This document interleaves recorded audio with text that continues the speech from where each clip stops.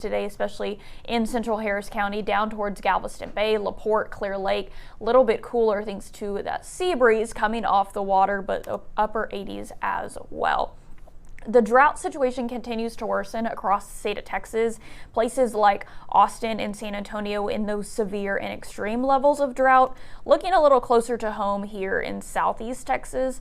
Houston area technically not in a drought, we're just in dry conditions. As we go westward towards Sealy on I-10, that's when those moderate levels of drought slowly start to creep in. So each Thursday we get an update look at this. So this came out yesterday. Next week it's probably going to look a little bit worse with how much rain we aren't going to get. But looking at the radar, we are watching something out in the Gulf. The Hurricane Center isn't monitoring this.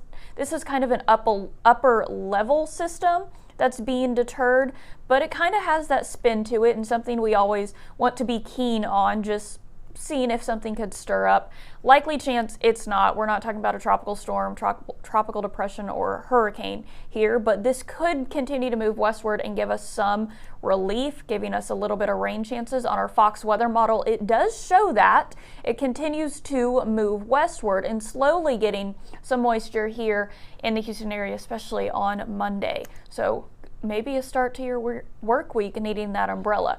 Speaking of the tropics, the Hurricane Center is monitoring this area out in the Bahamas and Florida. This area in yellow has a 10% chance of developing over the next 48 hours and the next 7 days.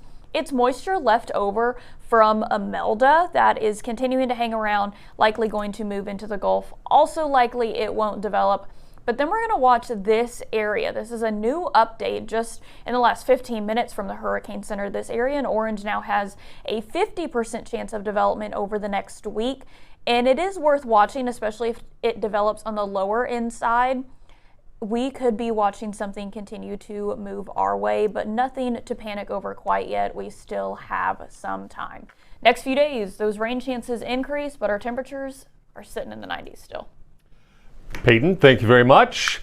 All right, we're calling an audible here. We are going to take you to New York City, where we have been monitoring the sentencing phase of Sean Diddy Combs in the court there. He is facing some prison time for his conviction earlier this year on prostitution charges.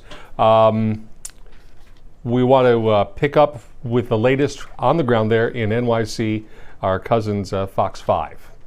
Remorse, because like that has been the demeanor, the humility, all of those things are going to have to be there because Judge Subramanian has been signaling to him since essentially this morning, I better hear something like that from you. Right. So far. That's basically what he's saying, Linda. Right. 100-page sentencing memorandums and everything that was written in there about you, I'm still not getting what I need to see, so I better hear it from you later. And if he can't deliver that, it's going to be problematic for him. Again, it won't be life sentence problematic, but it'll be problematic relative to the exposure that he has on 14 months as opposed to just 5 under 6 years just or over 7 years. Correct. Right, gotcha. Hey, listen, we just got another question from a viewer. Do you happen to know if he would be put with the general population for prison? Or would he be in a separate area? Or not? Gen Pop? Yeah, would he be in Gen Pop or not? Oh, I'm sorry. Okay, so in terms of just general population, I mean, in many respects, of course, because he's a higher profile celebrity, his lawyers can make the request to the legal division of the Bureau of Prisons to either have him, segregated or serve his sentence in a more isolated, protected realm. But at the end of the day, that comes with its own consideration of, lack of certain benefits, ability to, exercise and all kinds of things along those lines that, I don't know. I mean, maybe he would be inclined to want to be in general population. We just ultimately would have to see. Yeah, and while he's been incarcerated at the MDC, he has been incarcerated in a special wing where they keep some of the higher profile defendants, the Sam Bankman-Frieds, the Alexander brothers. He has been in a separate wing. Luigi Mangione was in there. So he's already segregated from general population to a certain extent. It's not completely solitary and it's not completely out of general population, but it's a special wing in which they currently maintain at the MDC higher profile defendants. And just to let everyone know, Linda, which I know you know, MDC is the Metropolitan Detention Complex. That's the holding facility where that we're referencing when we say MDC. Okay, all right. Hey, gentlemen, unfortunately, we're going to have to wrap things up now because I have to get ready to do the 4 o'clock news.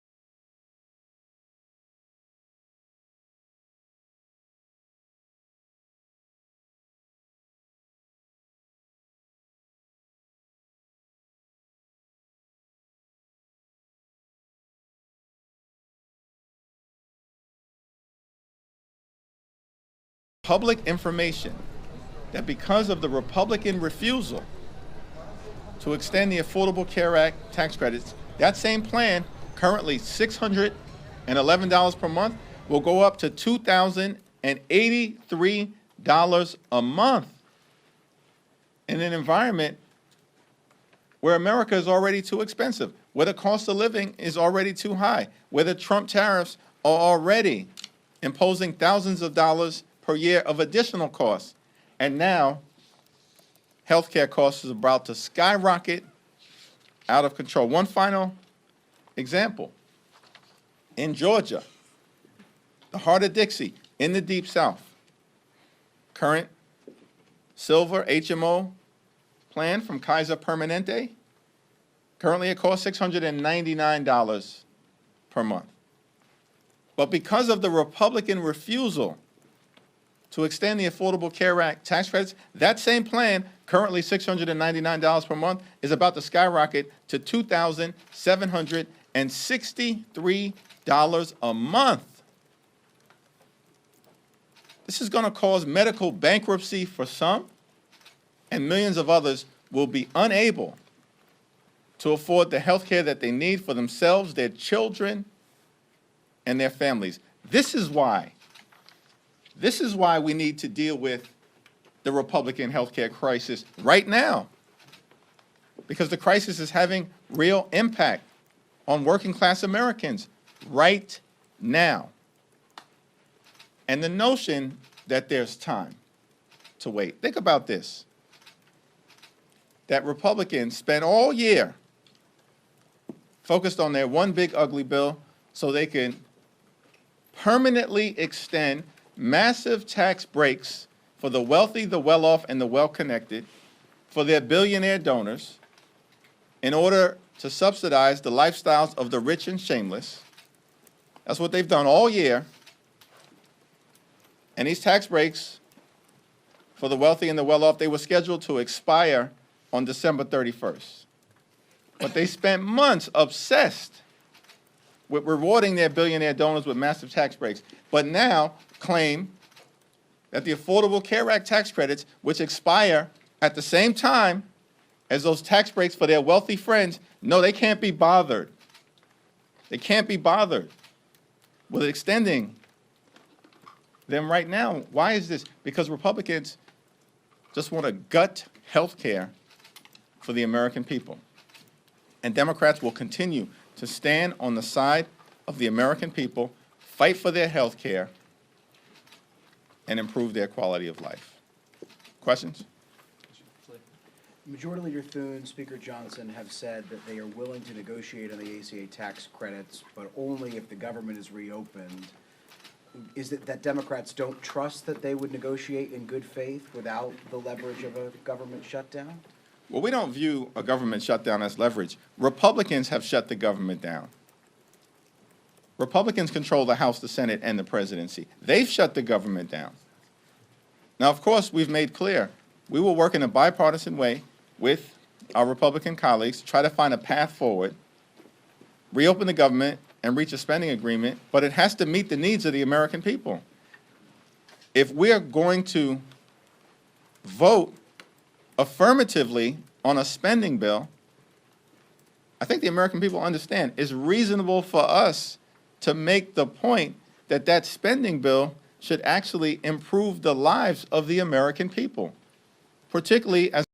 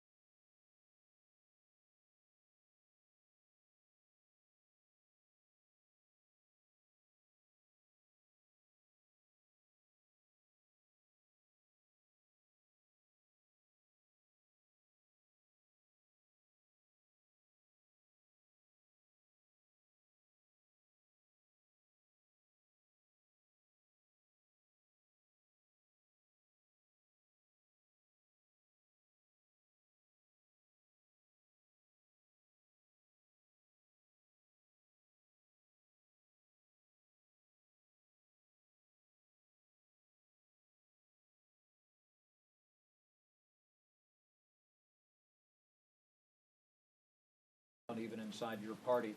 Ocasio-Cortez and Bernie Sanders, they had their feed. They seem to be getting a lot of attention here. There was a lot of criticism of the official Democratic feed and glitches and everything else. To what do you attribute what Ocasio? Listening to House Minority Leader Hakeem Jeffries talking about the argument that Democrats have forwarded about extending subsidies to the Affordable Care Act as part of this continuing resolution to keep the government open. Presently, it's not. We are in day 3 of a federal closure. Elsewhere on Capitol Hill in the Senate chambers, we want to take a picture. Chuck Schumer, the minority leader there, was just speaking. This is where, at present, a deal will or will not be made because the House has forwarded a spending plan to the Senate. The Senate needs 60 votes in order to pass. Republicans don't have 60 votes. They have 53, so they need some buy-in from the Democratic side. They've gotten a couple votes. They don't have enough, hence the stalemate and the closure as well. We are led to believe that the Senate will vote at some point this afternoon on this measure. Also given every reason to believe that the measure will not pass today. Could happen, but all the tea leaves point toward not passing, and that the federal government shutdown will likely continue. We were just listening to House Minority Leader Hakeem Jeffries, the GOP leadership trying to control the message as well. Let's listen in to comments from House Speaker Mike Johnson. Might not bring the chamber back next week. Welcome to day 3 of the Democrat shutdown. You can see it's pretty empty around here.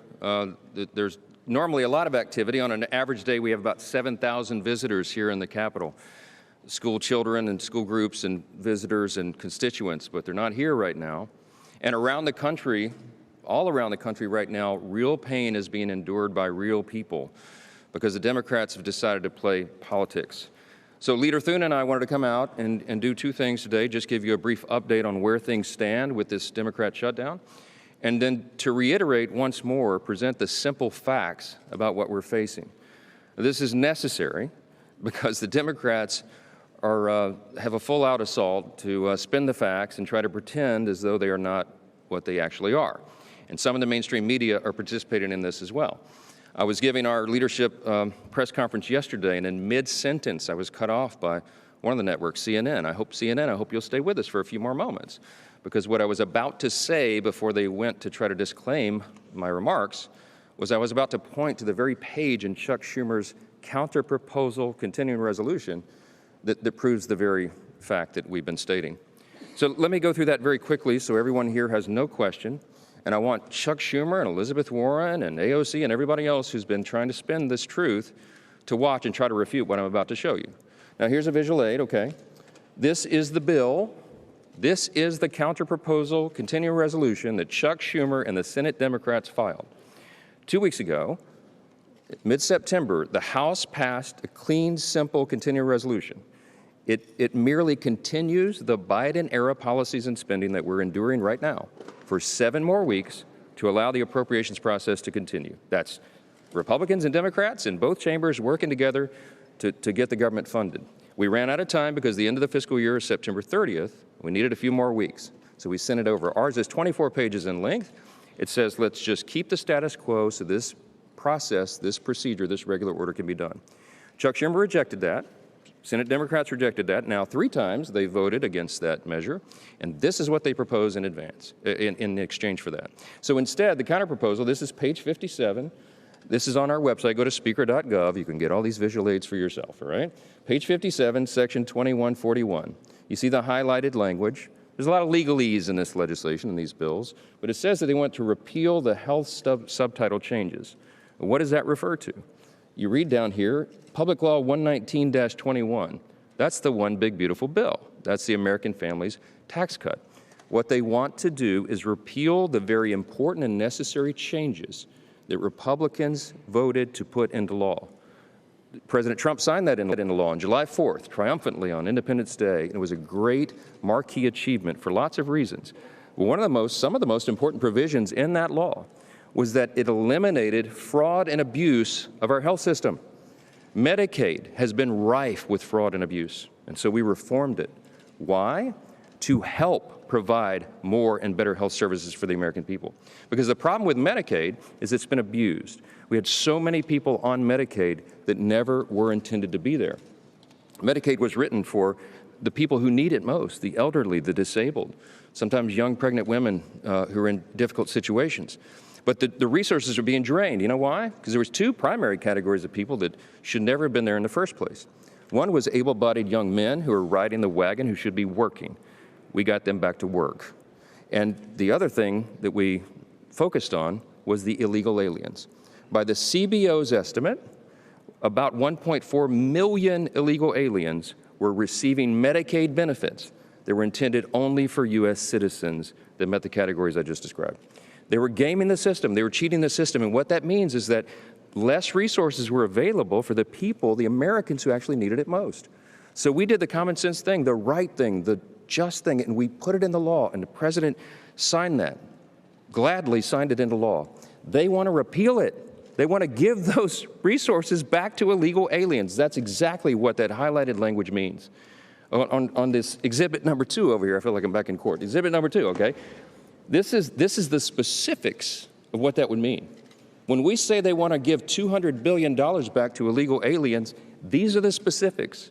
If you read the legalese here in the language in the bill on page 57 and what follows, that's what it's talking about. These are all the various provisions in the chart over here. Those are listed in millions. So you see the final total there, $192.8 billion of your hard-earned taxpayer dollars that Chuck Schumer and the Democrats want to give back to illegal aliens. That's a fact, and nobody can refute it.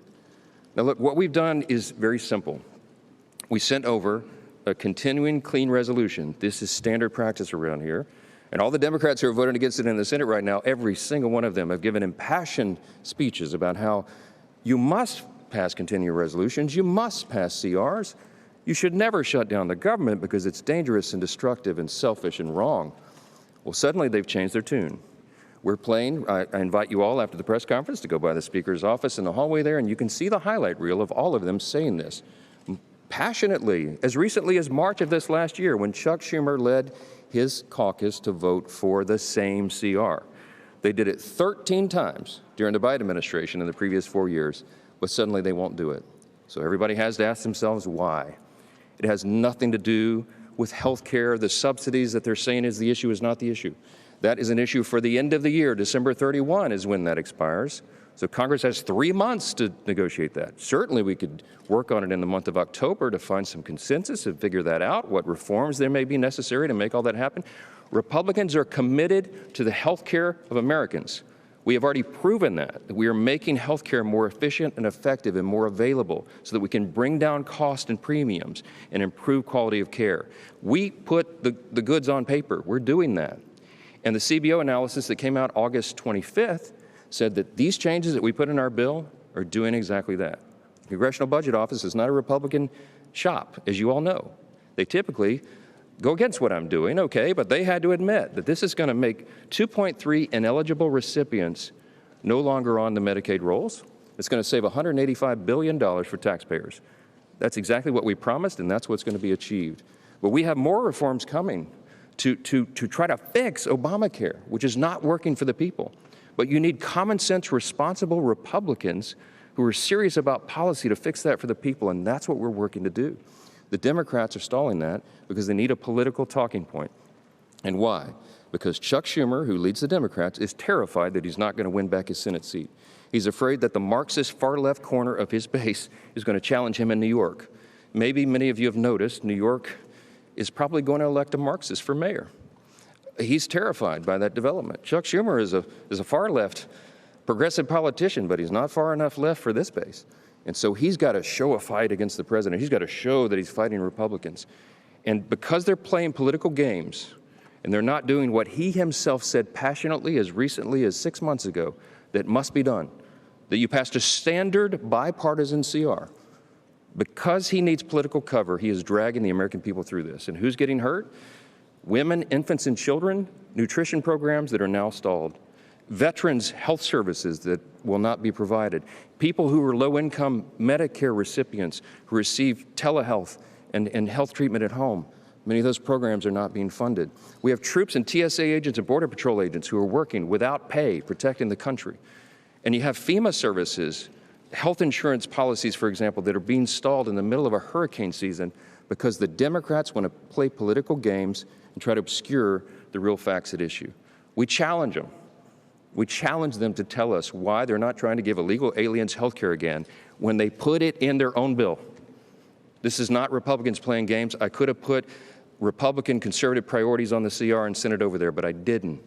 And so when you all ask me, why aren't you negotiating with them? I don't have anything to negotiate. Leader Thune and I can't take off Republican priorities that we put in the CR and say, hey, is that better? Could you vote for that? Because we didn't put them on there in the first place. Why? Because Republicans are being responsible. We're operating in good faith, and we're trying to get the Democrats to do their job, and they won't. Those are the simple facts, and they cannot be obscured. I'm so grateful for the strong leadership of my colleague and partner over in the Senate, and I'd love Leader Thune to give you a little update here. Well, thank you, Mr. Speaker. The Speaker is right. We have an opportunity to pick up a House-passed bill that, if it passes the Senate, will be sent to the White House, the President will sign it, and the government will reopen. It's that simple and that straightforward, and that's all we're talking about here. All we need is a handful more Democrats. We have a majority of senators, 55 senators, have already voted for this clean, short-term, nonpartisan CR. As the Speaker said, no policy riders, no gimmicks, nothing in here that benefits Republicans. This is a straight-up 7-week funding resolution, and we need it to keep the government open. And if we don't keep the government open, you'll have all the things that the Speaker just alluded to, all the Americans who are adversely impacted by this government shutdown. Now, this is something, as you all know, as recently as the last administration, during the Biden administration, when the Democrats had the majority here in the United States Senate, the Democrats on 13 different occasions. Senate Majority Leader John Thune there and Speaker Mike Johnson talking from the GOP perspective on what is and isn't happening with the current government shutdown. We want to go back to House Minority Leader Hakeem Jeffries, who is answering questions from the Democratic perspective. Let's listen. Next to the healthcare crisis that they've created, premiums, copays, and deductibles are about to skyrocket as well. This is the consequence of complete control of government in Washington, D.C. by Republicans. And the American people, everyday Americans, are suffering, and the only group of people benefiting from Republican policies right now are their billionaire donors. Thank you. Thank you. Thank you.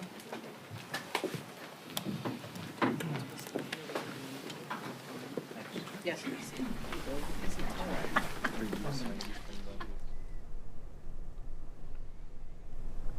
End of the comments from House Minority Leader Hakeem Jeffries as Democrats and Republicans seemingly talk past each other on this day 3 of the federal government shutdown. more to happen. We'll continue to monitor it. Meantime, we will have more Houston Live and Local right after this. Fox 26 is your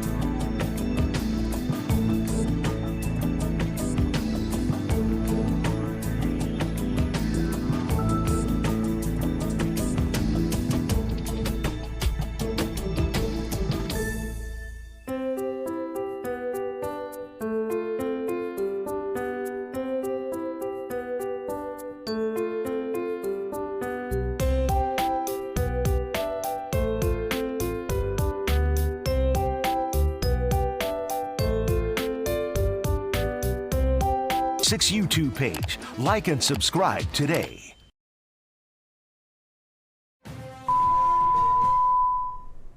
And the conversation continues regarding the government shutdown. The White House briefing happened about an hour ago. Let's listen into some of that. Good afternoon, everyone. We are now in day 3 of the Democrat-led government shutdown. The Democrats continue to recklessly hold the American people hostage over their demands to give illegal aliens free health care. Republicans are fully unified behind passing nonpartisan clean funding bill, the exact same bill that Democrats approved back in March to reopen the federal government.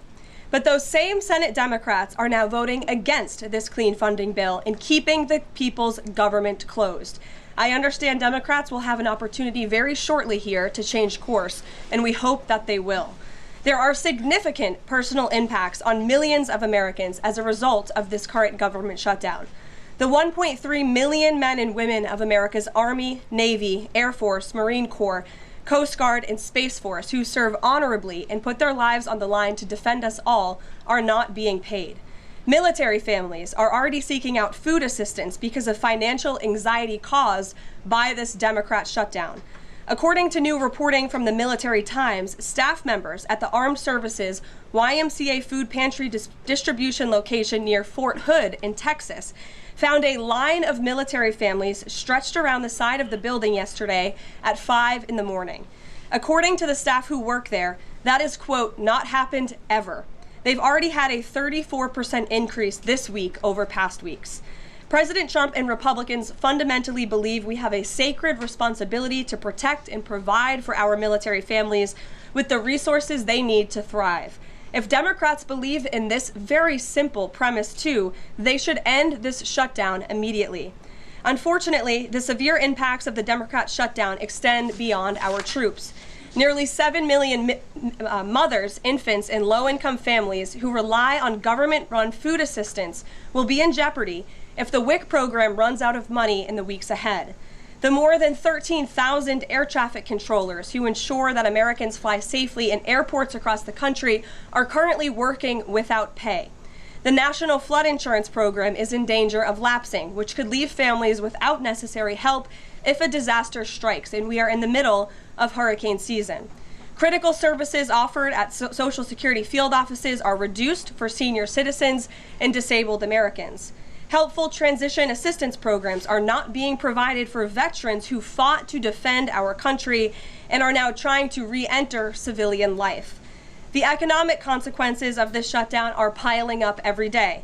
Policymakers, markets, and even the Federal Reserve are flying blind at a key juncture because BLS and BEA data are on hold until the government reopens.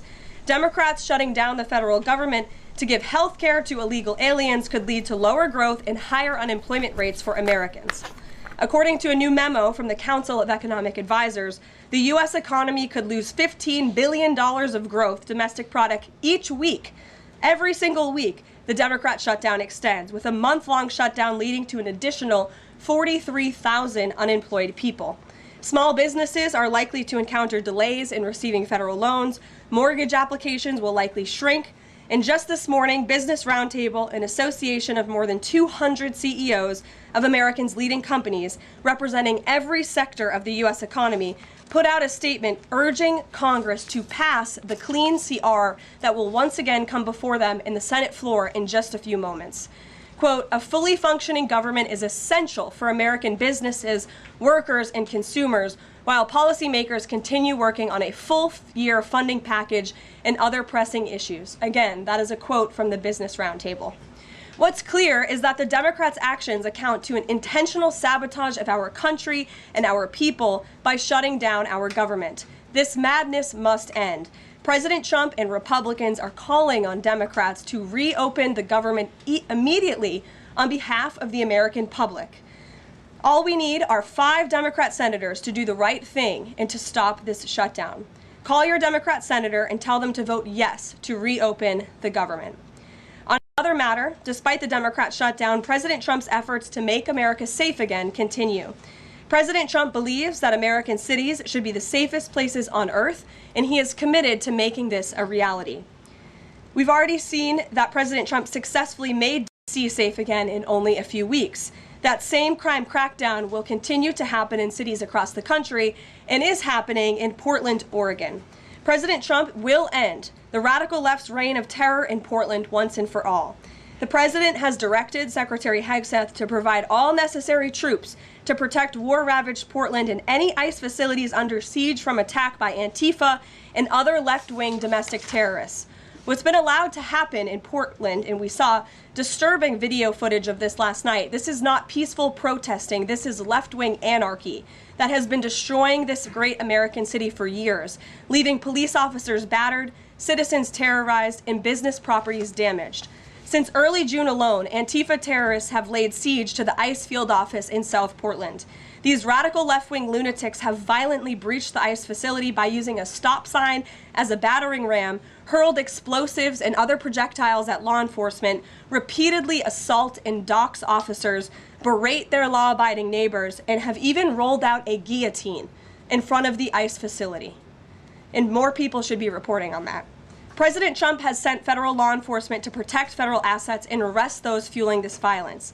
Just last night, we saw an extremely troubling incident where conservative journalist Nick Sorter was captured on video being taken into custody by the Portland police after he was ambushed by Antifa and was defending himself from these assaults.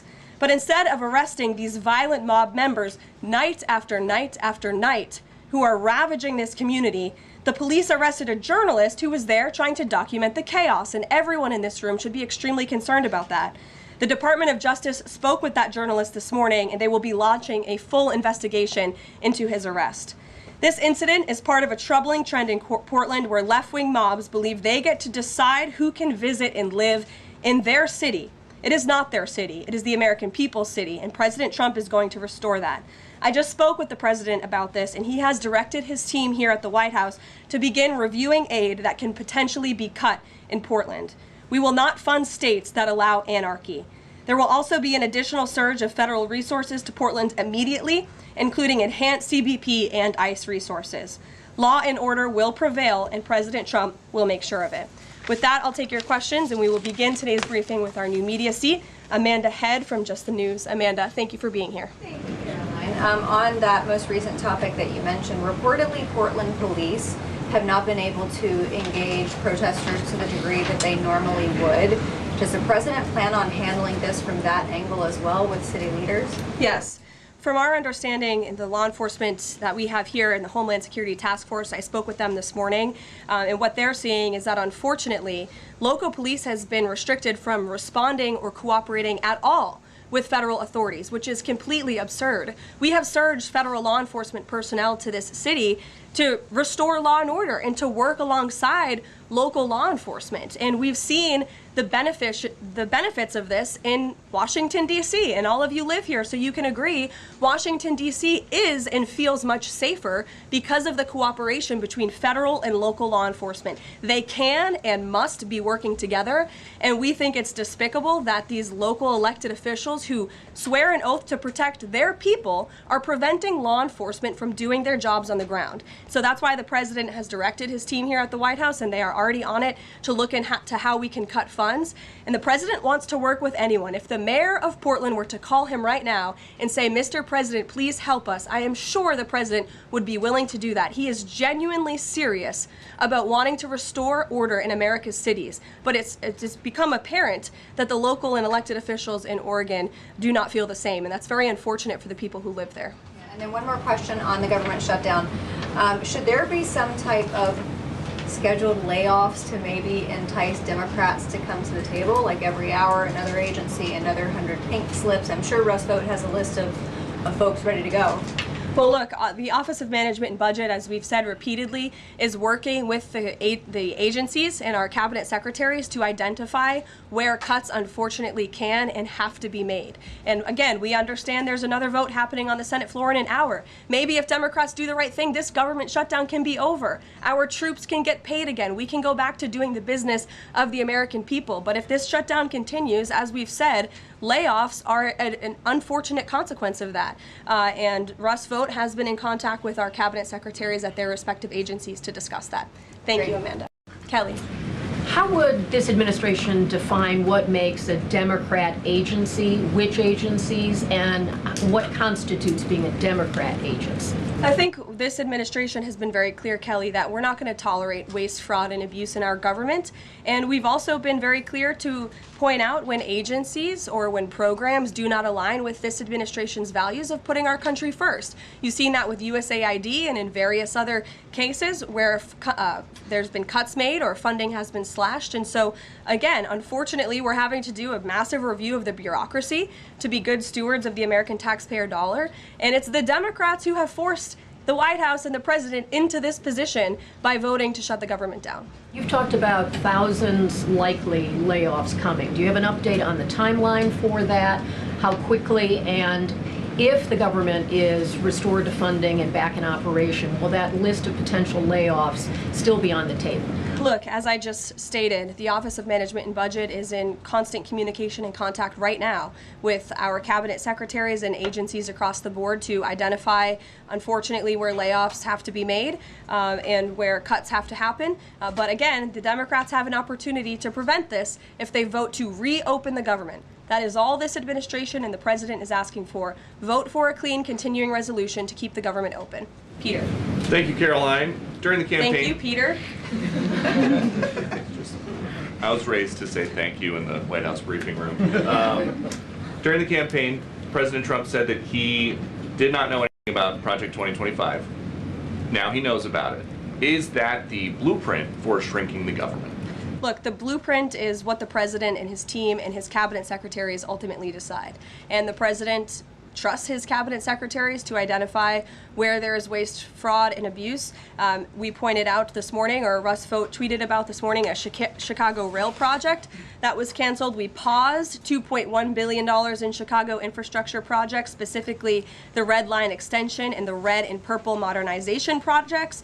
And it's because the administration is concerned that the Biden administration was handing out taxpayer dollars to pay for this construction based on DEI. DOT is reviewing the race-based contracting on unconstitutional grounds, and in the meantime, the Department of Transportation funds for these projects are on hold. So I guess this answers both of your questions. This would be an example of that. That was the White House briefing about an hour ago as the government shutdown and a bunch of other things continue in Washington. Let's go local with this. The Sarah Hartsfield murder trial in Chambers County is now in its 5th day. She's accused of killing her 5th husband in 2023. Tan Ranford is kind of up to date on the latest. And we were talking, there have been lots of twists and turns over these last several days. Correct. This is a very complex trial. Today was the 5th day, and of course she's accused of killing her 5th husband. That's why she's on trial. But her former lover, which is her fiance, that was the person that she killed in self-defense. So she has 2 lovers that she's killed, one that she's on trial for, and then one that was killed in self-defense. Now, today we've heard from... And to be sure, she's accused of killing this 5th husband. She's not... Correct. Yes, yes. Correct. So let's not say she killed her.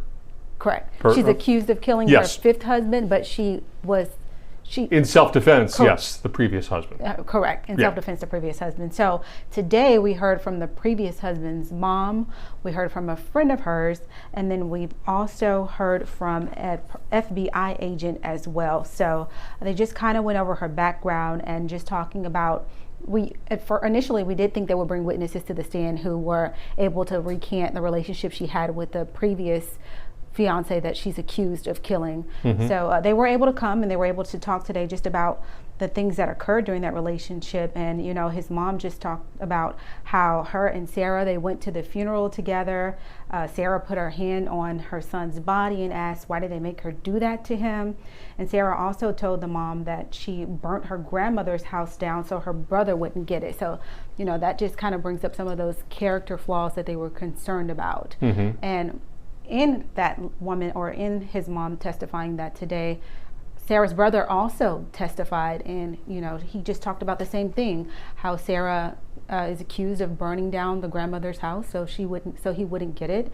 And also there was another incident where she was accused of trying to start a fire at her previous ex-husband's house with his wife as well. So, you know, there's just a long list of events that she's accused of doing, but she just hasn't been pinned down to those events.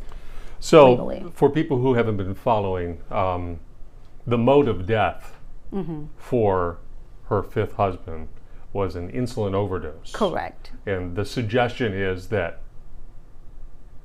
she made that happen. Correct.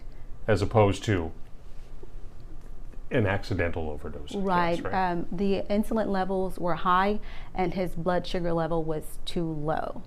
So she's accused of waiting a long amount of time to contact law enforcement or first responders to assist in that situation. Now the defense is saying, you know, he had a glucose monitor, there were insulin pens around the bed that were not used as evidence, so they're all pointing to his health as to reasons why he died. They're also saying he had heart failure, he was diabetic, and you know, he just had a slew of issues alongside of that one health event that happened to him.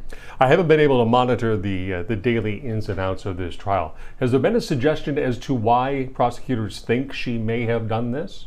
Yes. So again, because of her past, you know, she got off in self-defense in her previous killing of her ex-lover, but also because she was there when it happened and she didn't contact law enforcement. But the defense is saying that she had just undergone surgery and she was on a lot of pain medicine herself. So they're just saying that she waited for such a long time to contact law enforcement officials. And his family is also saying that they were in the process of separating as well. It's going to be a lot for the jury to consider when it finally gets to them. We're not near there just yet. Tan Radford, thank you. Appreciate it. Thank you. All right, let's take you back to New York City. This is the courthouse, outside the courthouse, where Sean Diddy Combs is scheduled to be sentenced today. That hearing has been going all day. At last check, they were in a lunch break.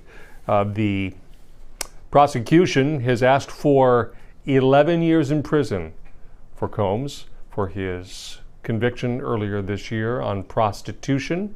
The Combs team has asked for 14 months, which for time served, if he got that sort of sentence, because Sean Combs has been in custody since long before the trial, that may end up being time served. So when this continues and ultimately when a decision is handed down by the judge in this case, we will bring it to you.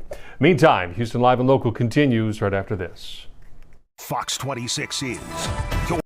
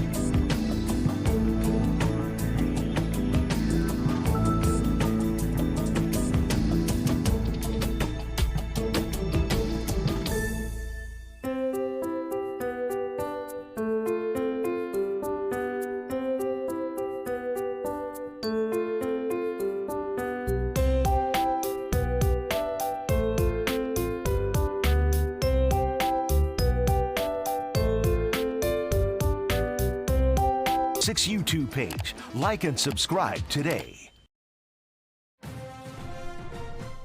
Welcome back to Houston Live and Local. We have been very heavy in content and serious topics. Going to lighten things up a little bit here. Big weekend for Texas music lovers in Austin this weekend. The ACL Music Festival is beginning its first of 2 weekends. Lots of great acts scheduled to play. Let's get a preview from Fox 7 in Austin. The Austin City Limits Music Festival is this weekend with so many great artists performing. It can be hard to figure out what you're going to do once you get on property, but we've got some help for you. Austin Monthly Executive Editor Brian C. Parker here with some insight on the whole festival. Always just such a fun time of year for this town. Brian, good to see you. Definitely. Thanks for having me, Dave. Yeah, so much to get to, so we'll get right in. First off, fans of indie rock have kind of won the lottery at this year's festival when you look at the lineup. Yeah, I feel like in years past, indie rock in general kind of got phased out. A lot of EDM, a lot of hip hop, a lot of country. Yeah. And that's still there, but this year indie rock is huge. Headliners like The Strokes and The Killers, obviously. But even throughout the bill, Modest Mouse, Empire of the Sun, and the act I'm probably most looking forward to this week, Rilo Kiley. They haven't played in about 15 years. So they've been on tour this year, but they just reunited, and they were just huge at this formative place for me. Sort of like the early aughts, and I'm extremely excited about that. That's very cool. So if you are in a position like you're in, like so many of these bands in a genre, you have to go in maybe at some level knowing you're going to not see everybody because there's so much out there. Yeah, absolutely. I mean, that's what I love about festivals, though, is exploring. Yeah. So there are so many acts to see, and I like to just go with the flow. Now, I'm going to be watching every second of Rilo Kiley's set, but otherwise I like to move around, and the whole point is exploring something new and finding an artist that you didn't know before, so I love that. Yeah, that's cool. And then, like you said, if there's someone who's so high on your list, then you don't worry about what else is going on because you're there to see that part. This is something, many things these days make me feel a little older, but the rise of social media stars who become just mega stars without that traditional, maybe, obviously, album label model. Totally. They don't need it, and we're seeing some of that here this week. Yeah, absolutely. I mean, the big one is Role Model, and it wasn't all TikTok, but TikTok was a huge part of it. And this is somebody who's, it feels to me like came out of nowhere a little bit, and just a week ago was announced as an SNL musical guest for the upcoming season, which also even took me by surprise and was huge. I feel like Role Model is going to have this ACL weekend that is kind of like Lizzo, and I think it was 2019, or Chapel Roan last year, where it's just a massive weekend for Role Model, and he is playing on one of the main stages, which is good. In the past, it's been a smaller stage, and there's that traffic jam. He's on a big stage, but I think that there's still this room for a massive breakout for Role Model. Yeah, there's nothing like the rising star on a small stage. We try to eliminate that probably as much as possible. Big star on a big stage, of course, the biggest of the big, maybe this festival, is Sabrina Carpenter. Role Model, no idea. Go ahead and hit me up on social media. Fill me in. Let me know. We're back after this. Fox 26 is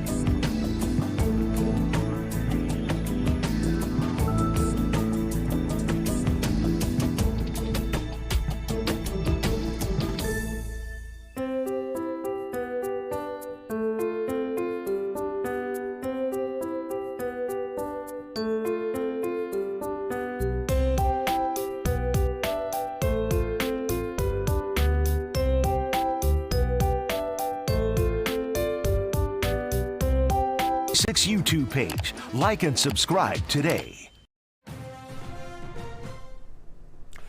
Before we go, we want to take you back to Washington, the Senate chambers, where the Senate is in the process, we are told, of lodging a vote, a final vote expected this week on whether or not to accept the House brokered spending deal, the clean continuing resolution that has not passed the Senate previously, and hence the ongoing government shutdown now in its third day.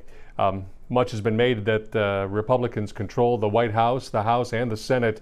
However, in order for this bill to pass the Senate, it needs 60 votes. Republicans have 53 members, so they need some buy-in from Democratic votes, which they have not had. They've had a couple. They need more for this to happen. Every indication that this measure will pass and that the shutdown will continue at least into next week. We'll continue to monitor this as Houston Live and Local continues at the top of the hour. Thanks for joining us.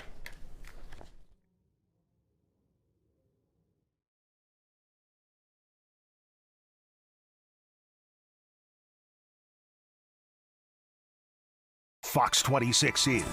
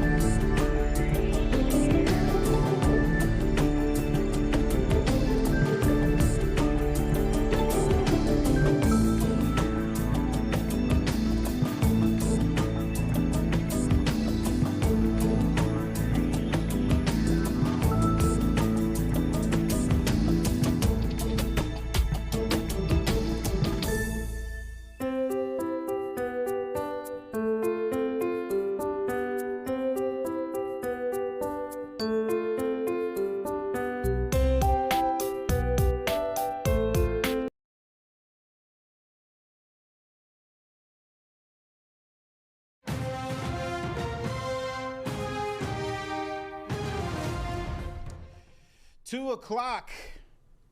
Thank God it's Friday. Amen. Amen again. I'm Sherman DeSalle. Thanks for joining us on Houston Live and Local. We got a few things to go through today here in Houston and across the country, but let's get to the weather forecast first. I think it goes along well with the fact that it's Friday. It's a nice weather forecast. Nice weather forecast. Yeah. And we're matching, and we didn't even plan it. We got the vibes today. Yeah, you said you were feeling the black. You know, I thought about it. I was like, you know what? I think I'm going to do a black dress. It's kind today. of a go-to for me. Yeah. So, yeah. All right, but this doesn't really match what it looks like outside. No, it is it does super not. bright outside. We got great weekend weather on the way if you can handle the heat. You know, I always prefer a little heat as opposed to the opposite end of the spectrum. I hate freezing. So the woman walks around year round a polarized jacket and boots year round boots. because it's usually chilly in a boots TV with the studio. fur. That I have on right now. Until it's time to go on the air, then I'll put my heels on. Okay, all right. All right, let's talk about what's going on. We got a slight pattern change beginning today. Nothing dramatic. It is still hot, but really earlier in the week, we had that nice dip in our humidity, dew point levels. Well, guess what? That's coming to an end. We've got more humidity increasing across the area, occasional showers expected through Sunday. Possible better rain chances on Monday. And of course, we're keeping a close eye on the tropics and looking at what could potentially be something in the Gulf that could cause some concern. There's actually 2 areas of disturbed weather that we could have in the Gulf next week. One of them, though, fairly weak and disorganized, not even being monitored by the National Hurricane Center, but the other, a low chance for development. We'll look at that in just a few, but right now, it's Friday. Let's check out our live view of Houston to see what's going on around the city. Not much weather-wise. We don't have the air quality alert today. Ozone levels kind of dipped back below advisory criteria. We do have the hot temps, though. 86 degrees right now. That heat index right around 88. And we got a nice little breeze out of the east-northeast around 11 miles per hour. Temperatures elsewhere outside of Houston are hot, hot, hot. Katy, Wharton, sizzling in October, 90 to 91 for you, 89 Sugarland, 87 in Angleton. I hear there's a cool event, Sherman, in Sugarland this evening. It's a Taylor Swift listening party. What? And then there's one of at her new album? Yeah, it dropped last night, I believe. Okay. Long lines in Target, I hear. Wow. There's also one at the Houston Rooftop Cinema Club, I believe. So. And I think it starts at 11. I'm like, man, I'm going to be like trying to go to sleep. Yeah, But for whoever wants to be out that late, have fun. Yeah. All right, we got a little bit of a change in our temperatures, not a whole lot from the last few days. It's basically more of the same, that heat building in. So we are going to continue with those temperatures soaring to the 90s if you haven't already made it there this afternoon, all the way from Cypress, Katy to Houston over to Channelview and LaPorte. So plan on some heat out there.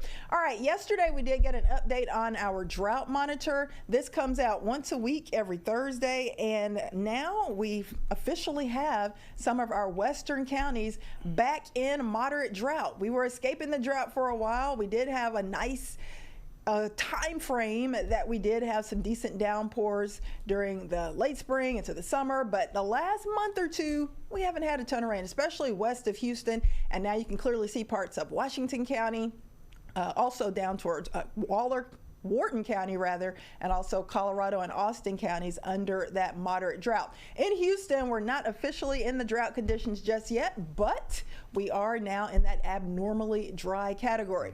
Satellite and radar will show you a little something brewing south of New Orleans. This is the first disturbance that we're monitoring in the Gulf that could potentially develop into something tropical. Right now, National Hurricane Center not even putting out any advisories or anything talking about this area being a potential concern, but anytime you have some showers and storms organizing in the Gulf like this, and water temps are super warm, and it's early October, there's always a chance. So even if that doesn't develop, notice with our Fox weather model, we will start to get some of that moisture kind of shoved in our direction by late Sunday and especially on Monday. So over the next week, I think our best shot for rain will come on Monday. There's also another weak little disturbance near South Florida in the Northwest Bahamas. National Hurricane Center giving this a 10% shot for development. That may also move into the Gulf, but here's where we have our best chance to have our next system named maybe Tropical Storm Jerry, Hurricane Jerry. It's the system moving off the west coast of Africa. It's going to move through the central Atlantic, and by the end of next week, if you are in the Lesser Antilles, there's a chance there could be a tropical depression or tropical storm brewing there. Several days to watch this, though, so we're not overly concerned about it coming here. If it would take more of a southern track, there's a chance it could go through the Caribbean and maybe get into the Gulf, but way too early, Sherman, for that. So, you know what? We're going to be monitoring it. We'll be watching it. I like the fact that it's way out there. Yes, way out there is a good thing. What's even better? Absolutely nothing out there. So, yeah, I can't wait till the end of November. That's the end of hurricane season. Sure. But I think for Houston, typically, if you look at the historical records, if we can get to the second week in October, we're likely not getting anything. Yeah, I mean, the chances, teeny. Pretty close, tiny. Folks. We're getting there. Yeah, thanks so much, Ramisha. We appreciate it. All right, now to some news headlines. We continue with the government shutdown. We're on day 3 now. We heard from Speaker of the House, Mike Johnson. He gave us an update. This is the bill. This is the counterproposal continuing resolution that Chuck Schumer and the Senate Democrats filed. 2 weeks ago, mid-September, the House passed a clean, simple continuing resolution. It merely continues the Biden-era policies and spending that we're enduring right now for 7 more weeks to allow the appropriations process to continue. That's Republicans and Democrats in both chambers working together to get the government funded. We ran out of time because the end of the fiscal year is September 30th. We needed a few more weeks, so we sent it over. Ours is 24 pages in length. It says let's just keep the status quo so this process, this procedure, this regular order can be done. Chuck Schumer rejected that. Senate Democrats rejected that. Now 3 times they voted against that measure, and this is what they propose in advance, in exchange for that. So instead, the counterproposal, this is page 57. This is on our website. Go to speaker.gov. You can get all these visual aids for yourself, all right? Page 57, section 2141. You see the highlighted language. There's a lot of legalese in this legislation, in these bills, but it says that they want to repeal the health subtitle changes. What does that refer to? You read down here, Public Law 119-21. That's the one big beautiful bill. That's the American Families Tax Cut. What they want to do is repeal the very important and necessary changes that Republicans voted to put into law. President Trump signed that into law on July 4th, triumphantly on Independence Day. It was a great marquee achievement for lots of reasons. Some of the most important provisions in that law was that it eliminated fraud and abuse of our health system. Medicaid has been rife with fraud and abuse, and so we reformed it. Why? To help provide more and better health services for the American people. Because the problem with Medicaid is it's been abused. We had so many people on Medicaid that never were intended to be there. Medicaid was written for the people who need it most, the elderly, the disabled, sometimes young pregnant women who are in difficult situations. But the resources are being drained. You know why? Because there was 2 primary categories of people that should never have been there in the first place. One was able-bodied young men who are riding the wagon who should be working. We got them back to work. And the other thing that we focused on was the illegal aliens. By the CBO's estimate, about 1.4 million illegal aliens were receiving Medicaid benefits that were intended only for U.S. citizens that met the categories I just described. They were gaming the system. They were cheating the system. And what that means is that less resources were available for the people, the Americans who actually needed it most. So we did the common sense thing, the right thing, the just thing, and we put it in the law, and the president signed that, gladly signed it into law. They want to repeal it. They want to give those resources back to illegal aliens. That's exactly what that highlighted language means. On this exhibit number 2 over here, I feel like I'm back in court. Exhibit number 2, okay? This is the specifics of what that would mean. When we say they want to give $200 billion back to illegal aliens, these are the specifics. If you read the legalese here in the language in the bill on page 57 and what follows, that's what it's talking about. These are all the various provisions in the chart over here. Those are listed in millions. So you see the final total there, $192.8 billion of your hard-earned taxpayer dollars that Chuck Schumer and the Democrats want to give back to illegal aliens. That's a fact, and nobody can refute it. Now look, what we've done is very simple. We sent over a continuing clean resolution. This is standard practice around here. And all the Democrats who are voting against it in the Senate right now, every single one of them have given impassioned speeches about how you must pass continuing resolutions, you must pass CRs, you should never shut down the government because it's dangerous and destructive and selfish and wrong. Well, suddenly they've changed their tune. We're playing, I invite you all after the press conference to go by the Speaker's office in the hallway there, and you can see the highlight reel of all of them saying this passionately, as recently as March of this last year when Chuck Schumer led his caucus to vote for the same CR. They did it 13 times during the Biden administration in the previous 4 years, but suddenly they won't do it. So everybody has to ask themselves why. It has nothing to do with health care. The subsidies that they're saying is the issue is not the issue. That is an issue for the end of the year. December 31 is when that expires.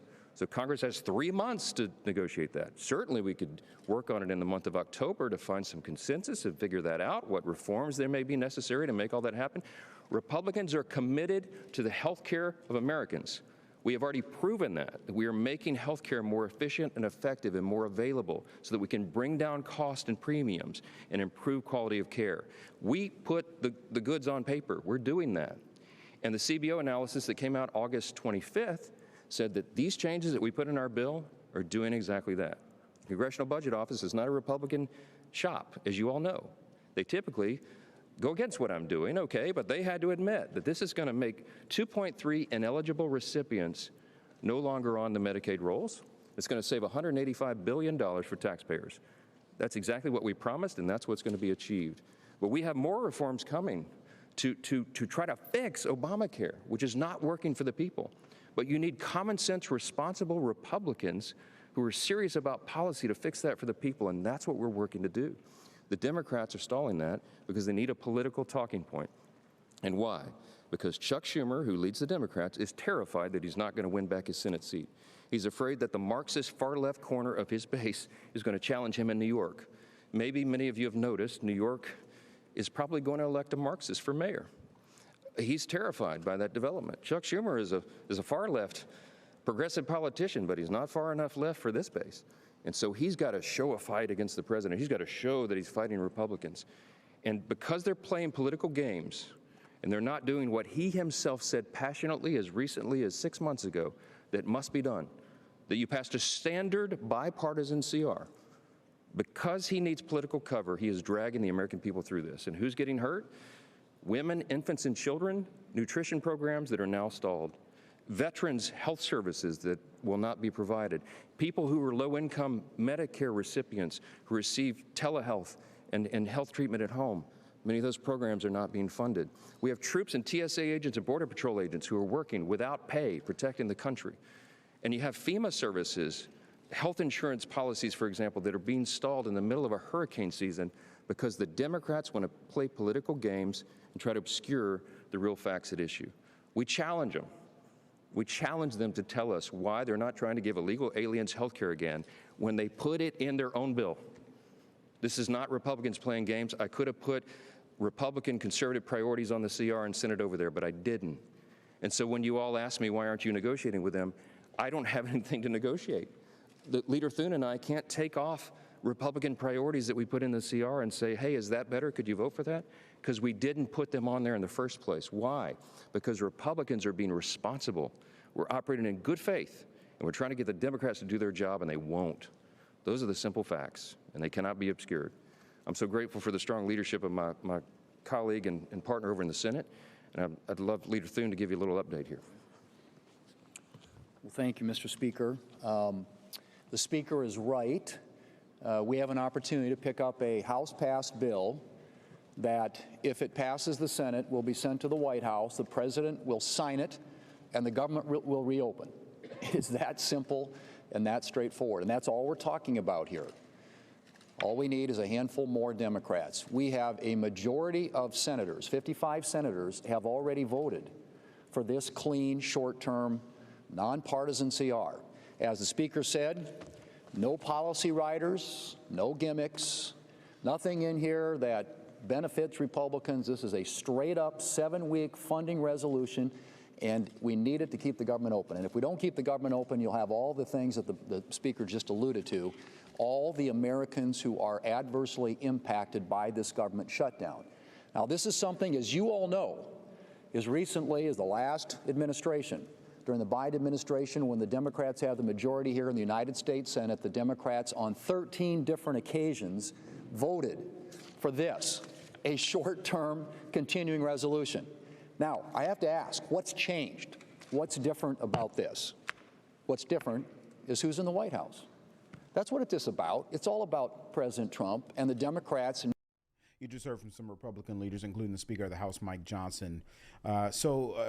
Important note, this was the speech prior to the vote that happened in the Senate not too long ago. And while that was playing, we had gotten an update. The newest vote on this bill failed in the Senate. 46 yeas, 52 nays. So while he said that there were 55 GOP leaders who voted for it, they may have voted, but they didn't vote all for it. So 52 nays, 46 yeas. It fell short of the 60 votes needed to pass this and to make it to the president's desk and for the government to then reopen. So we're still at an impasse here. So let's go to the White House Press Secretary, Caroline Leavitt. She talked to reporters earlier today about the shutdown as the Trump administration say that they're prepared for some mass layoffs. The 1.3 million men and women of America's Army, Navy, Air Force, Marine Corps, Coast Guard, and Space Force who serve honorably and put their lives on the line to defend us all are not being paid. Military families are already seeking out food assistance because of financial anxiety caused by this Democrat shutdown. According to new reporting from the Military Times, staff members at the Armed Services YMCA food pantry distribution location near Fort Hood in Texas found a line of military families stretched around the side of the building yesterday at 5 in the morning. According to the staff who work there, that is, quote, not happened ever. They've already had a 34% increase this week over past weeks. President Trump and Republicans fundamentally believe we have a sacred responsibility to protect and provide for our military families with the resources they need to thrive. If Democrats believe in this very simple premise too, they should end this shutdown immediately. Unfortunately, the severe impacts of the Democrat shutdown extend beyond our troops. Nearly 7 million mothers, infants, and low-income families who rely on government-run food assistance will be in jeopardy if the WIC program runs out of money in the weeks ahead. The more than 13,000 air traffic controllers who ensure that Americans fly safely in airports across the country are currently working without pay. The National Flood Insurance Program is in danger of lapsing, which could leave families without necessary help if a disaster strikes, and we are in the middle of hurricane season. Critical services offered at Social Security field offices are reduced for senior citizens and disabled Americans. Helpful transition assistance programs are not being provided for veterans who fought to defend our country and are now trying to re-enter civilian life. The economic consequences of this shutdown are piling up every day. Policymakers, markets, and even the Federal Reserve are flying blind at a key juncture because BLS and BEA data are on hold until the government reopens. Democrats shutting down the federal government to give health care to illegal aliens could lead to lower growth and higher unemployment rates for Americans. According to a new memo from the Council of Economic Advisors, the U.S. economy could lose $15 billion of growth domestic product each week. Every single week, the Democrat shutdown extends, with a month-long shutdown leading to an additional 43,000 unemployed people. Small businesses are likely to encounter delays in receiving federal loans. Mortgage applications will likely shrink. And just this morning, Business Roundtable, an association of more than 200 CEOs of Americans' leading companies representing every sector of the U.S. economy, put out a statement urging Congress to pass the clean CR that will once again come before them in the Senate floor in just a few moments. Quote, a fully functioning government is essential for American businesses, workers, and consumers, while policymakers continue working on a full-year funding package and other pressing issues. Again, that is a quote from the Business Roundtable. What's clear is that the Democrats' actions account to an intentional sabotage of our country and our people by shutting down our government. This madness must end. President Trump and Republicans are calling on Democrats to reopen the government immediately on behalf of the American public. All we need are 5 Democrat senators to do the right thing and to stop this shutdown. All right, we're 20 minutes into Live and Local, and we're still we're just wrapping up the portion where we're focusing on what's happening in D.C. because there is a lot. There is a lot. We have all of this on our Fox Local app as well. So let's come back to Houston. We're waiting to learn the fate of a man convicted of murder for causing a fatal crash. This happened 3 years ago. It killed Caleb Rickenbacker. Jillian Hartman is at the courthouse. She's been covering this for some time. Jillian, tell us where things stand right now. Well, we do have some new details. The jury just sentenced Destin Quintero to 50 years in prison. This happened in the last 2 hours, and he was found guilty of murder in the death of 20-year-old Caleb Rickenbacker. Now, we were inside the courtroom during that verdict. If you can take a look at this video, you can see the defendant in the courtroom. The jury also fined Quintero to $10,000, and he also, again, was sentenced to 50 years in prison. So authorities say in November 2022, when Quintero was 17, he stole an SUV from a hotel parking lot and sped off. A deputy tried to stop him, and then he crossed into the wrong lane of traffic, smashing head-on into a vehicle, killing Caleb.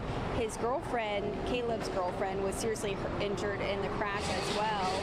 Now, Quintero ran following following the crash, and after a 2-month investigation, authorities identified him and he was arrested. Now today, Caleb's family gave emotional victim impact statements. His aunt got on the stand, so did his parents. His parents said Caleb was their only child and they called themselves the Three Musketeers. His mom said Caleb was her best friend. His dad said he had a smile that lit up a room, and his motto in life was, "It's only a bad day, not a bad life." Now the prosecution said that today they got justice for Caleb. His parents spoke directly to the defendant saying they hope he seeks forgiveness. Now after the verdict, we did talk to Caleb's family and the prosecution, and I'll have more on that story tonight at 5 and 6 on Fox 26. Back to you. Jillian, I know that you just teased it for 5 o'clock, but give us a little bit of that, because that's what I was wondering about. You know, what did the family have to say about this? You know, this has been gut-wrenching for them for quite some time. What did they say specifically to the 50 years, the 50-year sentence? I did ask them how they feel about the 50-year sentence, and they said that they feel that they got justice for their son, but at the end of the day, that doesn't bring Caleb back. And they spoke directly to the defendant, saying that they hope he seeks forgiveness and is actually praying for him. And the judge also said today that what brought him there were bad choices, and hopes that going forward he'll make some righteous choices. So the family was very emotional on the stand afterwards. They spoke highly of their son, saying that he was very funny. His mom said he was like her mini-me. Her dad, or rather his dad, sharing many trips and memories they shared together, but he said it's very heartbreaking that he won't be able to share more memories with his son. Wow. Yeah, and the judge brings up a good point, the fact that this young man was 17 years old when he decided to make all those choices, and 50 years in prison. Wow. Okay. Jillian, thanks so much. We know that you've been covering this extensively and sending us some great notes, by the way. So thank you. We appreciate all your work. Yep.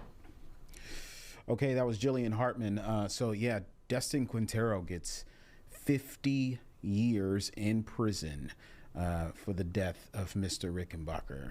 Pretty incredible, and $10,000 in fines. So let's go to another trial. And this one is pretty polarizing. Rapper Sean Diddy Combs back in a Manhattan federal courtroom for his sentencing on 2 counts of transportation for prostitution. You remember he was convicted over the summer after a long trial that lasted for weeks. Jurors heard from a lot of witnesses, former girlfriends who accused of forcing him to travel for drug-fueled sex marathons with male escorts. The government has asked the judge to sentence Combs to over 11 years, while his team is asking for 14 months. He faces a maximum of 20 years, and there's no minimum sentence, so it's possible, although very unlikely, that Combs is given time served and released. His children took the stand, pleading for the judge to allow him to come home. The majority of his children, he has 7 children, 6 of them spoke on the stand. His youngest daughter is only 2 years old. But they were just saying, here is a quote from Delilah Combs. She said, "We're tired of being strong. We've already lost so much. We've lost our mother, Kim Porter. We've lost our time with our father, and every day he remains incarcerated, we lose more and more. Please, Your Honor, please give our family the chance to heal together, to rebuild, to change, to move forward, not as a headline, but as human beings. We're trying to do better." So, you know, while there have been a lot of emotional reactions from his defense and from the family, there's also been a lot of emotional reactions from those who have testified against him, as well as the prosecution. They're done with their argument, and so we're just waiting right now. We're just waiting to hear what's going to come of the fate of Sean Diddy Combs in such a polarizing case. All right, we'll be right back with more Live and Local.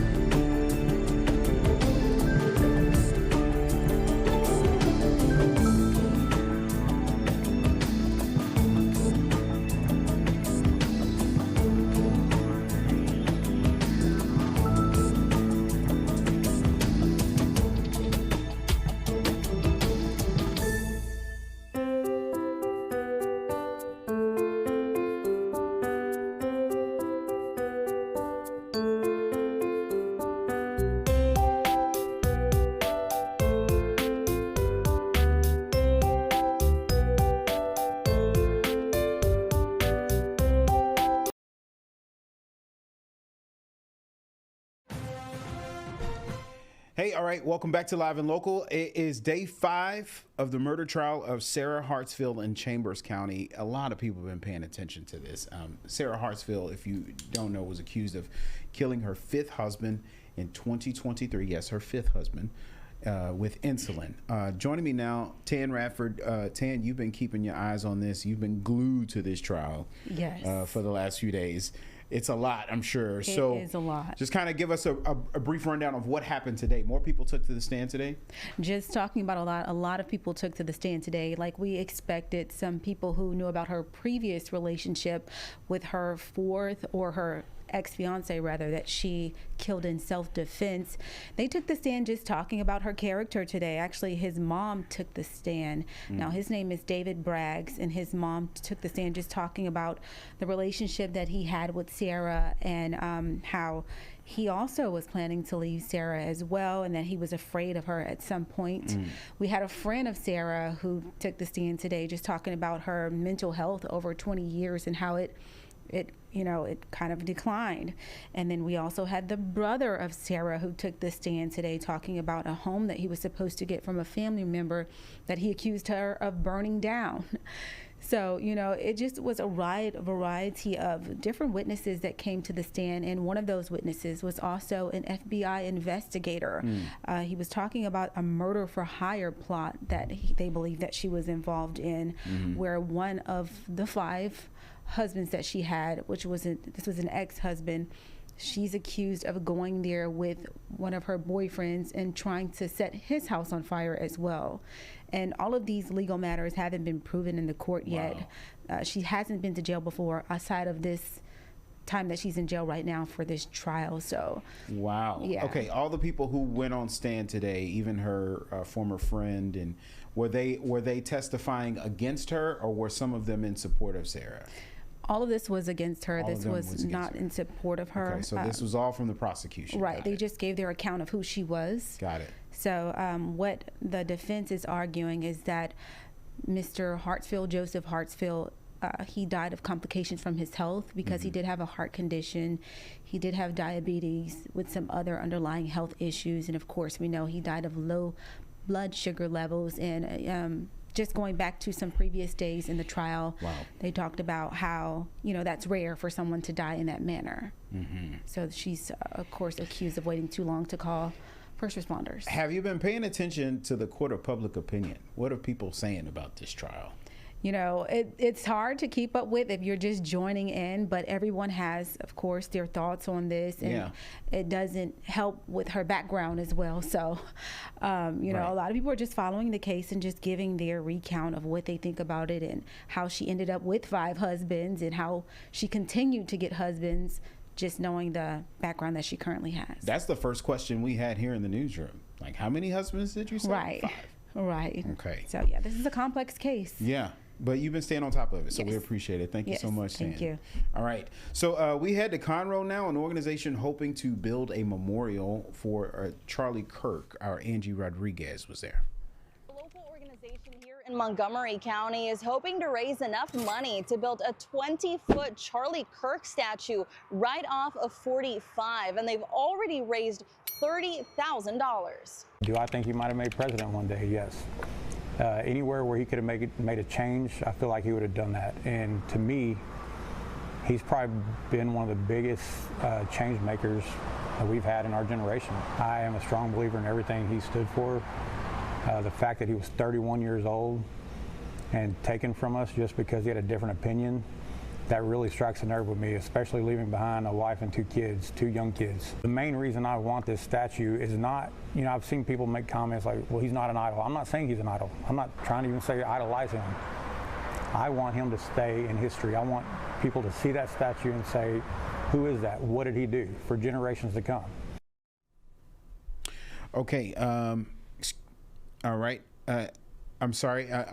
We were looking at a few different things here. Okay, so we're going to go to break. We'll be back with more Live and Local in a few minutes.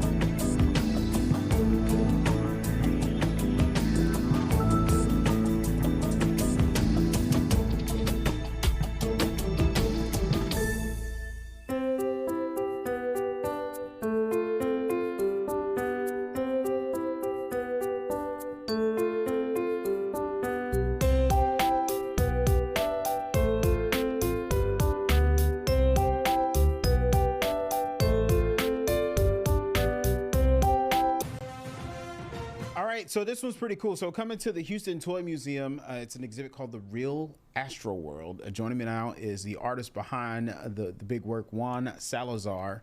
Juan, thanks so much for joining us, man. Yeah, thanks for having me. Yeah, so Juan, tell us a little bit about what you guys have planned for this.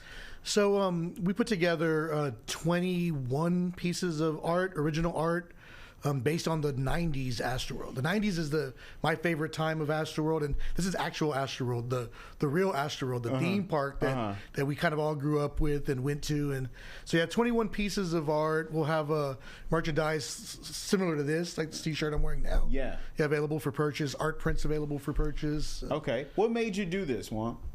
Well, so I guess I just kind of grew up at the right time. I was able to enjoy Astroworld as both a child, right? With my family, I was able to enjoy it as a teenager, as a teenage hangout, and it was my first job. And then fortunately enough for me, I was able to take my kids there before it closed. Oh, wow. And so it kind of all went full circle for me, but it's had such an impact on my life. That's cool. And so when you started to put this together, I mean, what were some of the main things you wanted to make sure you stuck? Well, I wanted to make sure that the series looked cohesive without knowing what the theme was. So if you've never seen Astroworld, the colors would make it come together. But I also wanted to give it a 90s feel. Like, the 90s were the best time for Astroworld for me. I just remember hanging out at the park listening to Jodeci and Keith Sweat, and then heading to Studio A and dancing to like EMF and The Cure. Like, it was the best time for my first job and for a hangout that I just kind of wanted to remind people like what was so special about that park. Yeah, for sure. So what kind of response have you gotten from the people who have been able to see a little bit of it so far? So everyone has really enjoyed it. I've gotten comments. I haven't shown it to many people yet. I have an art studio on Canal Street, so I have a lot of really great artists that are there, like Black and Meaner, like legends in the art community. And so they've been very encouraging, and Meaner is like my favorite artist. Okay. And that dude loves it. Nice. He loves it because he loved Astroworld, so he's like, man, this is great. Like, what you're doing is awesome. I'm so glad you're doing it. Somebody had to do it. That's legit. Okay, so when's the exhibit going to be available for people to see? So people can start going on Tuesday, the 6th, I believe. Tuesday is the 6th. The museum opens on Tuesday. It's open every day except for Mondays. Tuesday's the 7th. So, well, then whatever Tuesday is. Yeah, the 7th. I just had to double check for you. Go ahead. So Tuesday the 7th will be when it'll start, but it'll be completely ready a week from today. Okay. So I'll have like all the literature up and all that stuff. I should have all the prints out and everything. So it'll be going the entire month of October. Okay, and it's going to be at the Toy Museum. At the Houston Toy Museum, which is located in the center of the Heights on, I believe, 19th Street. Okay, sounds good. Juan, well, we're excited to see it, man. We're going to have to come and check it out for sure. Cool. Thanks for having me. Yeah, thank you, man. We appreciate it.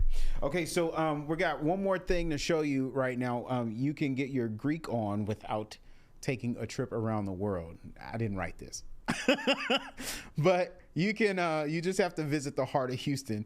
Lena DeFloria, she gives us a preview of the original Greek festival at Annunciation Orthodox Church. It's the weekend, so we've got your wine, we've got your food, we've got all your plans for you, and you don't have to step foot in the kitchen. Welcome to the 59th annual, the original Greek Festival right here in Houston, in the Montrose area. So Dana, you have had not only 59 years to get ready for this, you have had generations. This is a generational family event. We've been doing this for a very long time here in Houston, and we love having everyone come out every year. So the old favorites that we're used to, the food, the booze, the dancers, the beautiful dancers, and the tour of the cathedral, all that is back again. But you also add as well. We did. We added a petting zoo this year, which was a really big hit last night. So we hope that everyone will come out throughout the weekend. So this is so great for the whole family, and it really is like a community, event and a community festival and feel. Everyone is all smiles. No matter what happens, you're like, I know I'm getting good food, and I'm making a friend. Absolutely. That's what the beauty of this is that the cathedral is the center of the community. It's the center of why we do everything we do here. And so everyone comes and gets to feel that way for the day or for the afternoon or for all three. And the awesome thing that I love in the last 7 years that I've been coming out here to meet with you is that the day that it's over, is when you're starting the next year. So it really is a labor of love. It is definitely a labor of love. We do give ourselves about a week. We do have a little bit of time in between, but it is we start right away. We try to remember what we want to do better next year, what we want to do more of, and what we need to fix. So it's an exciting time. And also, don't forget that the gift shop is open too, and that's where you can pick up a cookbook because some of the food is so great. And the worst part, though, is that for a whole year, you're like, I really could go for some spanakopita, but I can't do it, right? So this is a chance that we can do it. You can do it yourself. Okay, and then if it doesn't work out, we just come back next year and you will have made it for First full weekend in October, we'll be back. Okay. All right, so tell me your favorite part. You never told me. It's a lot. I think my favorite part is getting to share it with everyone. Like it's new people that come along. You get to have the awe in their eyes to kind of see how we do all this. The volunteer, the community, the culture, everything is just such a fun part. But I'd say it's getting to see new people come and it's the dancing. Yes, the dancers. Show us a little something, ladies. They're like the Rockettes, the Greek Rockettes. But also, I will tell you this. Here's my tip: is when you get in the lines, you got to scope it out. You got to have a plan. And one of the volunteers told me, you know what? Here's what you do: you stop at the bar first, get a glass of something. Yeah, divide and conquer. Get a glass of something. That way, while you're waiting in line, you're not wasting a moment. Not at all. That's the best way to do it, and divide and conquer. If you know you want two different things, split two people out, then you can come meet in the middle and eat at the same time. Yeah, and we do recommend rideshare because parking is such a beast out here. Plus, if you do want to enjoy a glass of wine, rideshare takes care of all that for you. Absolutely. It's the easiest way to do it. We do have a Greek Fest 25 as our alto code, which will get you here with a discount, which is great. You've thought of everything. We're trying. The only thing we have to do is make sure we're wearing comfortable pants with maybe a little bit of an elastic waist. Elastic waist and some tennis shoes. That's what I would recommend. See? All right, so come on down to Greece and you don't have to worry about, getting your passport or the layover, jet lag, anything like that. They're bringing Greece to you. So come on down Friday and Saturday, all day, all night, 11 to 10:30. Come on, what are you waiting for?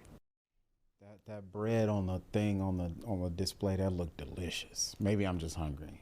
Greek Festival happening pretty soon. All right, so let's go back to D.C. Democratic leader Chuck Schumer speaking right now in regards to the Democratic shutdown. Instead of trying to come to the table and negotiate with Democrats and reopen the government, the White House and fellow Republicans have vowed to make this a maximum pain shutdown, they call it. Unfortunately, the maximum pain falls on the American people, and the American people know it. They know it's not Democrats doing this maximum pain. It's Vote and Trump and the Republicans. And so it falls on them. And so even in the White House and in the administration, there are people saying, don't do it, because the blame correctly will fall on Trump's shoulders. They're using the American people as political pawns. Why? Because they don't want to even talk to us about reopening the government by fixing health care. New data came out today from KFF, and that is not Kentucky Fried French fries. KFF could be Kentucky French fries. Nah.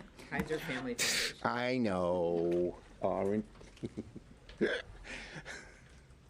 Excuse me. Today, new data came out from KFF, the Kaiser Family Foundation, that said that 78% of Americans say Congress should extend the ACA tax credits.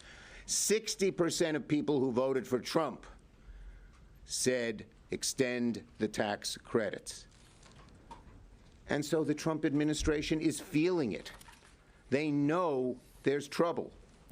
And let me read you a headline from this morning's Wall Street Journal that I thought was very apt and very well written. Raise your hand if any of you wrote it. You get kudos.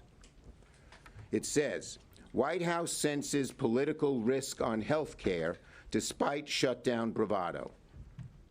They know that the American people are for it. They know that 60% of MAGA supporters are for it. And why? Well, because if these credits are not extended, listen to this, the average couple who's 55, the average 55-year-old couple making $85,000 a year would see their premiums not just double, but go up $25,000. You're a couple at 55, you're about to think of your retirement. How the hell are you going to find $25,000 a year for your health care? Do you know what anguish that causes people? It's not just something that goes away. People sit there and agonize. How are they going to get health care, which they need so much? What are they going to cut? Republicans hold the House, the Senate, and the White House. They're in charge. American people know that.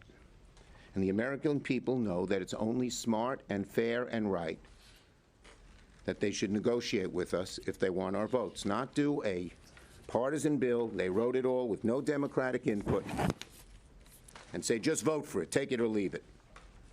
According to NBC today, Americans are more inclined to blame Trump and Republicans for a shutdown, according to 4 independent polls. Any of you NBC people wrote that headline? It's a good one. Republicans know it. They know the damage they're causing, and Americans are noticing.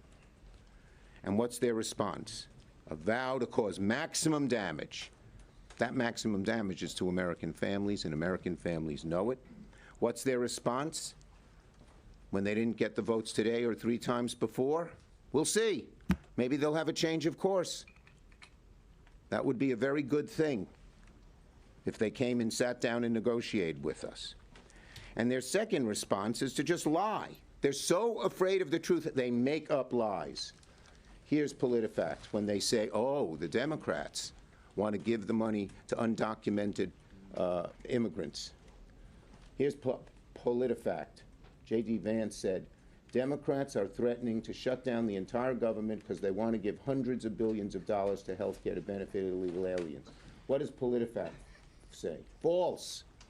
And I hope you'll all write that over and over again, because if they're going to tell the lie over and over and over again, it's the responsibility of all of us to say it's a lie over and over and over again. Undocumented people cannot and will not receive a premium tax credit by federal law. The federal government does not fund health insurance for undocumented immigrants in Medicaid, Medicare, or Social Security by law. Republicans know it. They lie about it. When I was with the White House with Johnson, he said it. I was sitting there. I said, that's bull. And he didn't say it isn't. He just smirked. That's what they do. And when you lie about it, it shows fundamental weakness, because you know where the American people are. When they're confronted with the truth, they cover it up with a lie. But unfortunately for them, the truth doesn't lie. And as I mentioned, this chart shows what a high percentage of Americans want us to extend the ACA subsidies for health insurance. 71 to 29. And it shows you that's why it's so high, because even 60% of Trump voters want to extend it.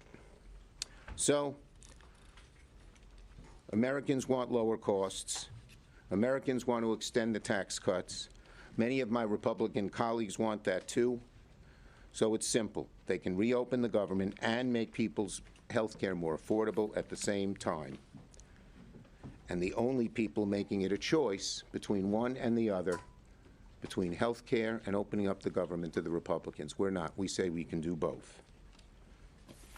Senator Klobuchar. So what's at stake here? The Republicans have created a health care crisis. It was already a difficult situation, but by passing the big, beautiful betrayal of a bill, they basically are kicking 15 million people off of their health care, off of Medicaid. They are going to close down rural hospitals. Some of that already has happened, in part because of the $500 billion Medicare cut that was triggered because of their decision to increase the debt so much with tax cuts to the wealthy. Those are things that have happened. But the final thing is that when it comes to the Affordable Care Act, where you have 20 million people that are on these plans in each of their individual states, in my state it's called MNsure, they will not be able to afford their insurance. I heard this big time when I was out in rural Minnesota. I went to 13 counties last week. Time and time again, the farmers, over a quarter of them are on these plans, even higher in my state. And they told me, we can't afford it. It's going to double our premiums. One guy said it's like a perfect storm of ugly between the Republican tariffs and the health care costs and what's happening with their input costs like fertilizer because of the tariffs that have been put on those. That's what's happening right now. And what does the president do? $20 billion to Argentina, while our soybean farmers have literally had their entire market dry up. So what else has he done in response to our serious requests to have negotiations? He posts a deepfake video with sombreros in it, and he thinks that's funny. This isn't funny to the American people who are starting to get their premium bills right now. Then today it's the Grim Reaper with himself in a video that is just, again, completely, he thinks this is funny. He thinks that people are going to joke about this. I promise you, they're not. They are seeing their premiums double right now. So why is this something we're standing up for now? Because it's happening now. Ask anyone you know. It is not a December thing. It is not a January thing. It is a now thing. And we are asking them to meet with us to do something to help fix this healthcare crisis. And it's something they can do. It's something I am sure many of you have heard them behind closed doors say they actually want to do, because they've realized so many of their rural constituents, and when you look at the number, you realize so many Republican constituents know that this is a plans that are relied on by small businesses, by individual farmers, by people that don't work at big corporations so they can't afford their own health care. That's what happens. And I just cannot believe that they've decided instead to repost offensive deepfake videos than actually get to work, open the government, and do something about health care. Thank you, Senator Klobuchar. Senator Schatz. Somebody sent me the notification that the House is not planning on coming back next week, and I think there is not a clearer illustration of their lack of seriousness in terms of reopening the government and solving the healthcare crisis. And there are a lot of people asking us, why now? And the answer is, the crisis is now. People are getting their letters now. The price spikes 114% for 24 million Americans. They're happening now. And so in the four corners of the Capitol, this is being treated as a kind of political question and a procedural question and a kind of public relations question. But for tens of millions of Americans, people on the exchanges, but also everybody else, because we know how health insurance works. When people lose their health insurance, everybody else who retains their health insurance sees a spike in their rates as well. Tens of millions of Americans are actually getting hurt, and this is not an abstraction or something that we're going to argue about that may or may not happen 18 months from now or 24 months from now or 3 or 4 years from now. They're getting the letters now, and some of those letters say, we're not sure how much your increase is going to be, but we'll let you know later. All right. So we just heard from leaders from the Democratic side here in D.C., as we are now on day 3 of the government shutdown. Recently, the Senate failed to pass some amendments made to this bill. And so we're going to stick with this, and we have more on Fox Local. We'll be right back.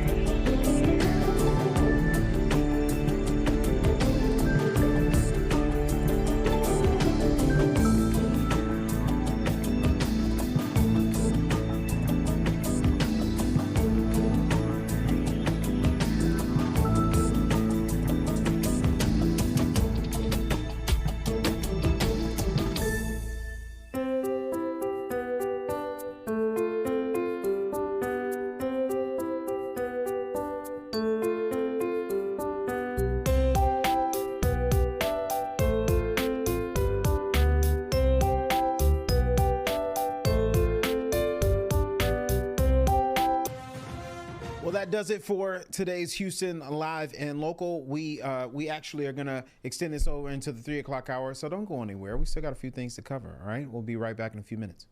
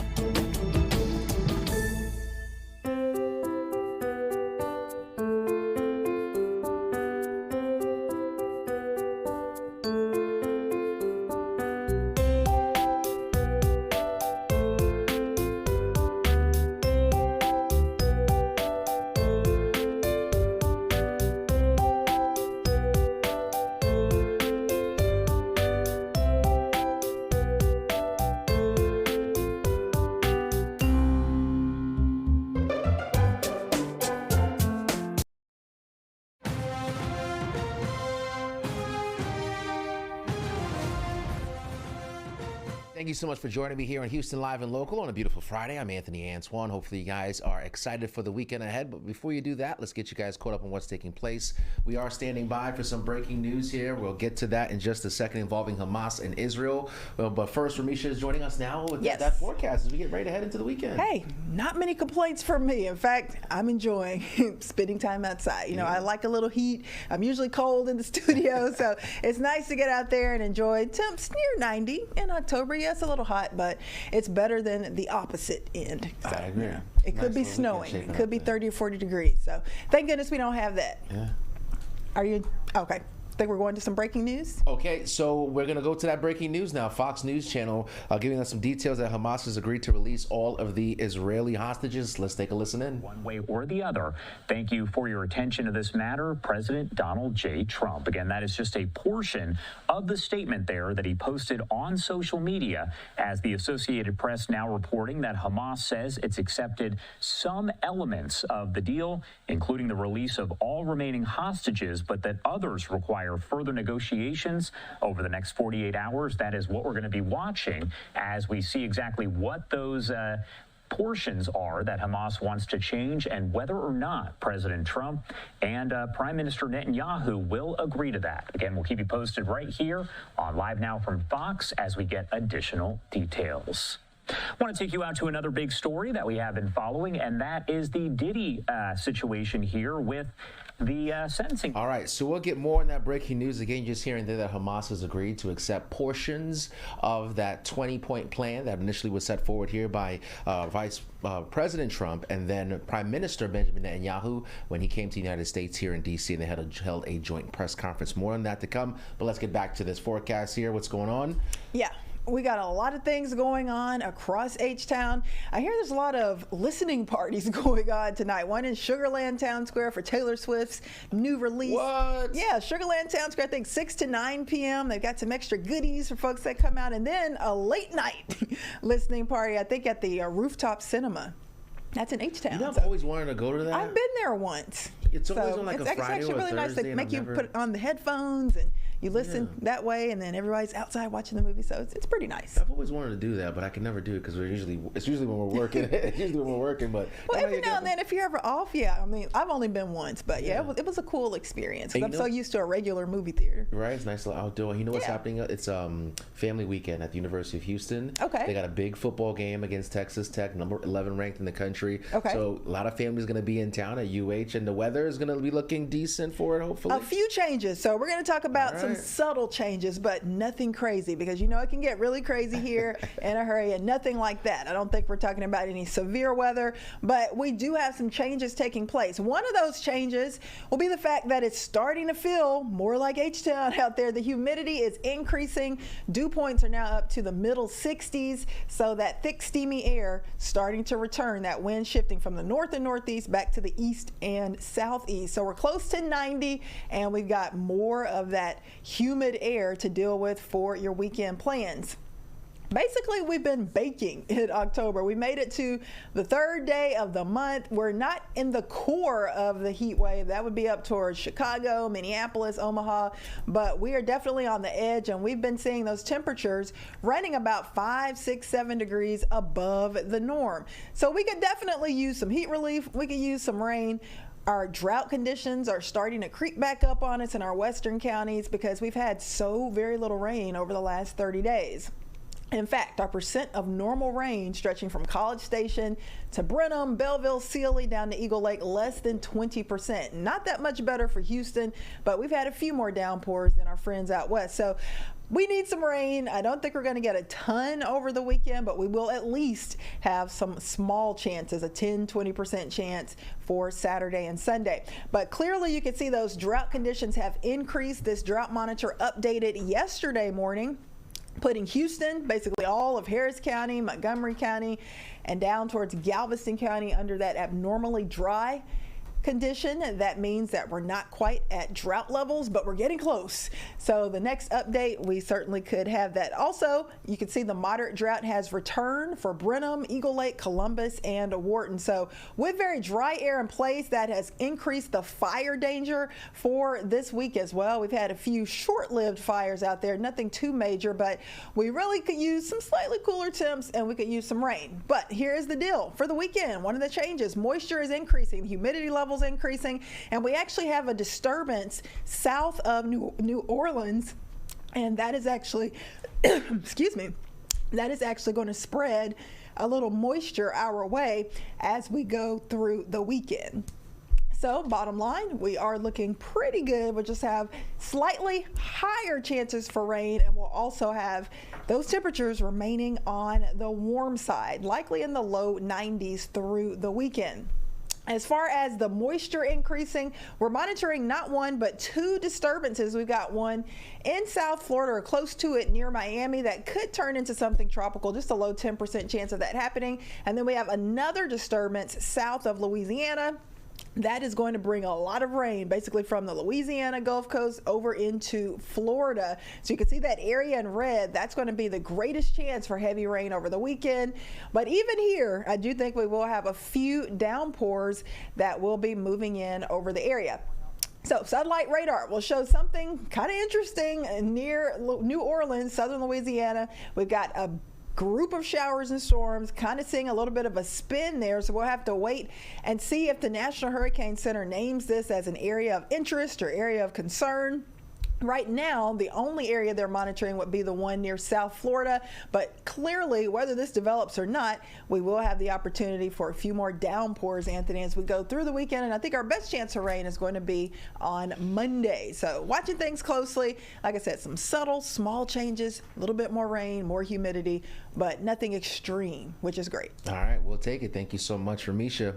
All right, so another big story developing here is the sentencing for Sean Diddy Combs after he was found guilty earlier this year. Let's go out to Fox 5 New York now, who's standing by with letting us know what's happening inside of that courtroom there. Cassie Ventura, over and over, play over and over in my head daily. I literally lost my mind. I was dead wrong for putting my hands on that woman that I loved. I'm sorry for that, and I always will be. He's talking about that horrific video that we all saw that went around the world of him viciously beating her in that hotel room. You know, it's really interesting because some of the legal experts that I've heard talking today say that the defense brought in more people to speak today than they did when they put on their case during trial. What does that say to you? Look, and the government responded to that, and the government said, yes, he can claim that he feels tremendous remorse for what he did, that he's learned his lesson, but after the Cassie incident, after he went publicly and apologized, he was then physical and violent again with Jane.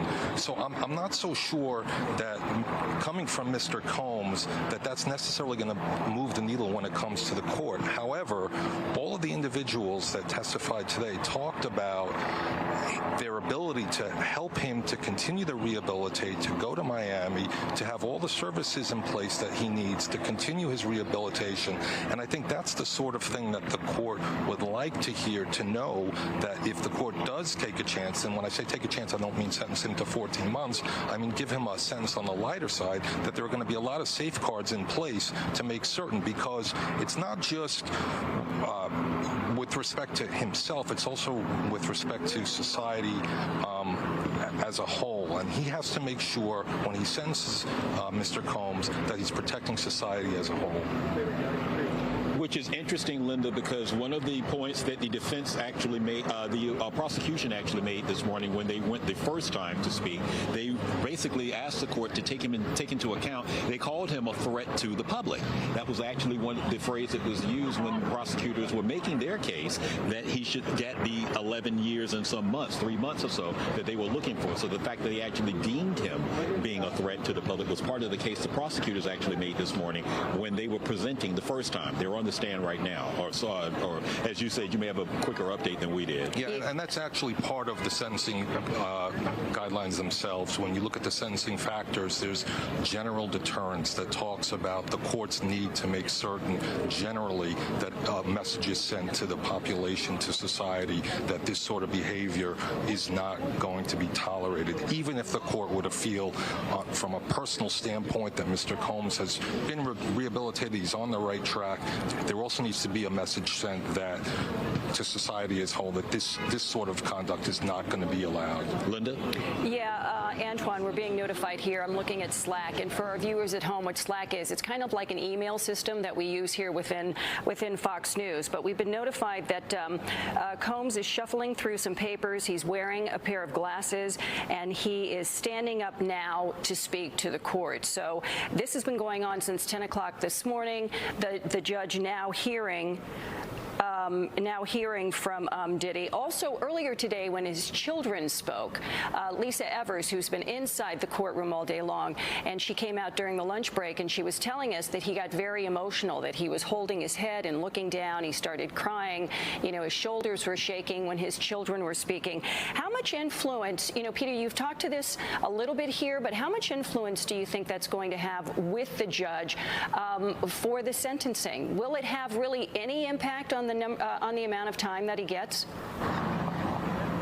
Well, I think it will have an impact, and I think the court actually did thank the children for their statements and did say that it would, in fact, have an impact. The problem here is, as defense counsel, on both sides, actually, you never know what's going to move the needle.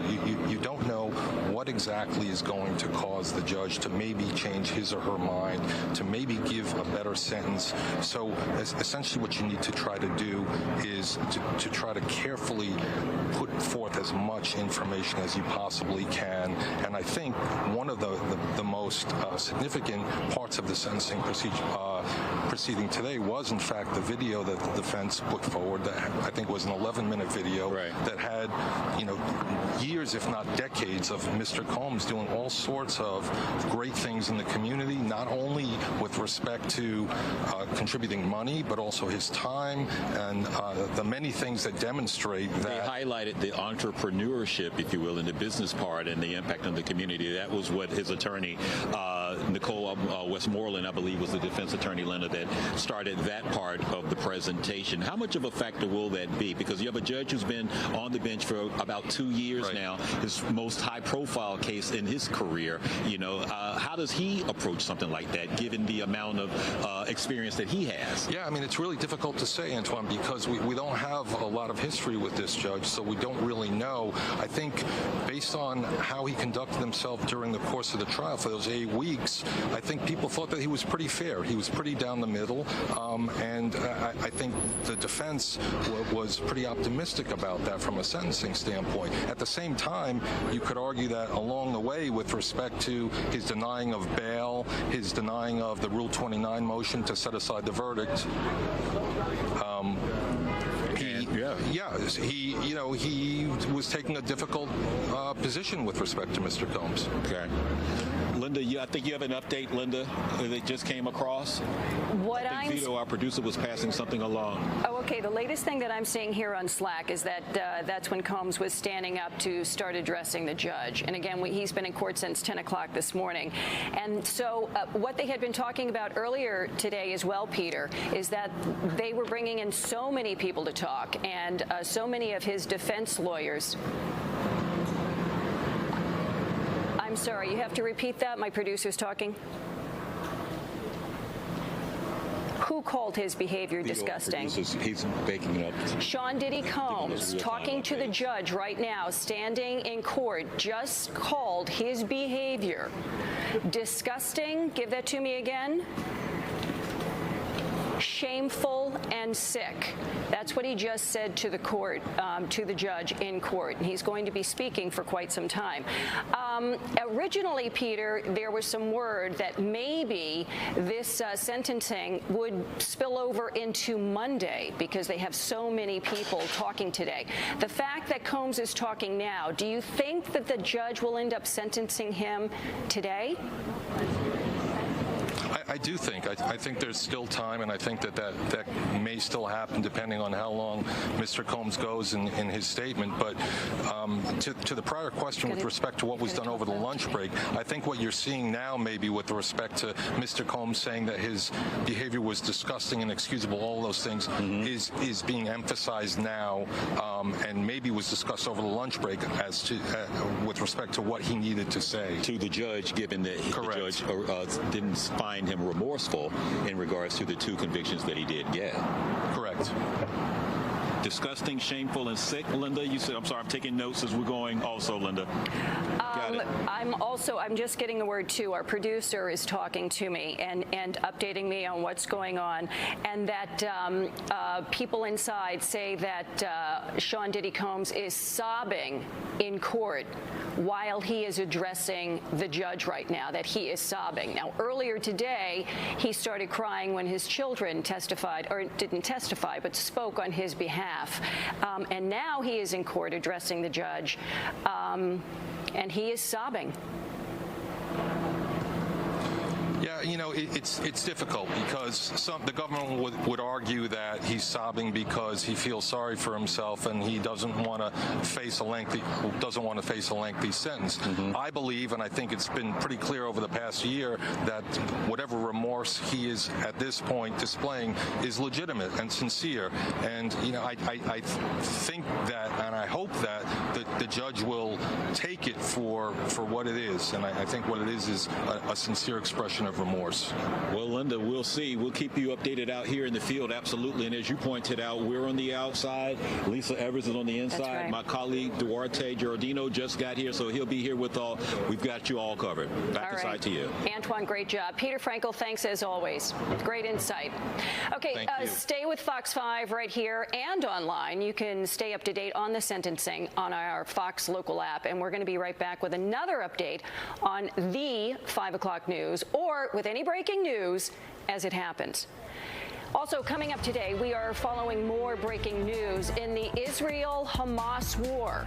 Plus, lawmakers in the Senate falling short.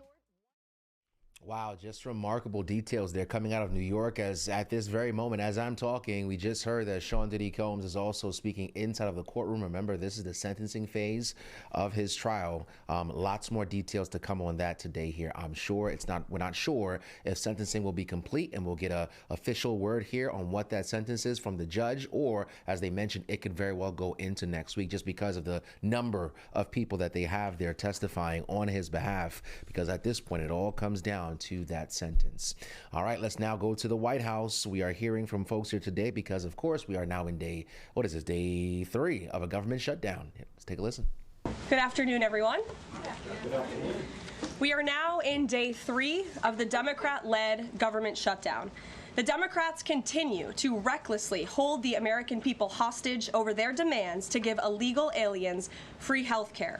Republicans are fully unified behind passing nonpartisan clean funding bill, the exact same bill that Democrats approved back in March to reopen the federal government. But those same Senate Democrats are now voting against this clean funding bill and keeping the people's government closed. I understand Democrats will have an opportunity very shortly here to change course, and we hope that they will. There are significant personal impacts on millions of Americans as a result of this current government shutdown. The 1.3 million men and women of America's Army, Navy, Air Force, Marine Corps, Coast Guard, and Space Force who serve honorably and put their lives on the line to defend us all are not being paid. Military families are already seeking out food assistance because of financial anxiety caused by this Democrat shutdown. According to new reporting from the Military Times, staff members at the Armed Services YMCA food pantry distribution location near Fort Hood in Texas found a line of military families stretched around the side of the building yesterday at 5 in the morning. According to the staff who work there, that is, quote, not happened ever. They've already had a 34% increase this week over past weeks. President Trump and Republicans fundamentally believe we have a sacred responsibility to protect and provide for our military families with the resources they need to thrive. If Democrats believe in this very simple premise too, they should end this shutdown immediately. Unfortunately, the severe impacts of the Democrat shutdown extend beyond our troops. Nearly 7 million mothers, infants, and low-income families who rely on government-run food assistance will be in jeopardy if the WIC program runs out of money in the weeks ahead. The more than 13,000 air traffic controllers who ensure that Americans fly safely in airports across the country are currently working without pay. The National Flood Insurance Program is in danger of lapsing, which could leave families without necessary help if a disaster strikes, and we are in the middle of hurricane season. Critical services offered at Social Security field offices are reduced for senior citizens and disabled Americans. Helpful transition assistance programs are not being provided for veterans who fought to defend our country and are now trying to re-enter civilian life. The economic consequences of this shutdown are piling up every day. Policymakers, markets, and even the Federal Reserve are flying blind at a key juncture because BLS and BEA data are on hold until the government reopens. Democrats shutting down the federal government to give health care to illegal aliens could lead to lower growth and higher unemployment rates for Americans. According to a new memo from the Council of Economic Advisors, the U.S. economy could lose $15 billion of growth domestic product each week. Every single week, the Democrat shutdown extends, with a month-long shutdown leading to an additional 43,000 unemployed people. Small businesses are likely to encounter delays in receiving federal loans. Mortgage applications will likely shrink. And just this morning, Business Roundtable, an association of more than 200 CEOs of Americans' leading companies representing every sector of the U.S. economy, put out a statement urging Congress to pass the clean CR that will once again come before them in the Senate floor in just a few moments.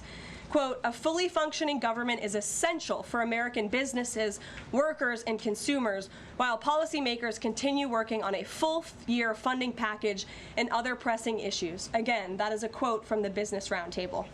What's clear is that the Democrats' actions account to an intentional sabotage of our country and our people by shutting down our government. This madness must end. President Trump and Republicans are calling on Democrats to reopen the government immediately on behalf of the American public.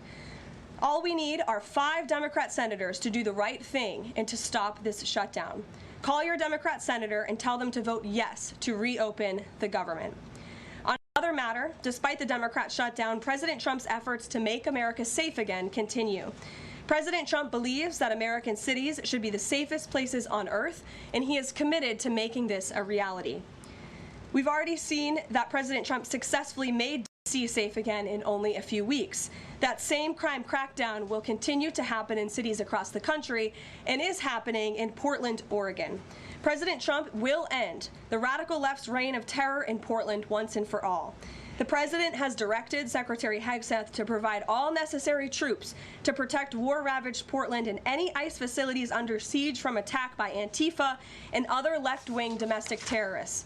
What's been allowed to happen in Portland, and we saw disturbing video footage of this last night, this is not peaceful protesting, this is left-wing anarchy that has been destroying this great American city for years, leaving police officers battered, citizens terrorized, and business properties damaged.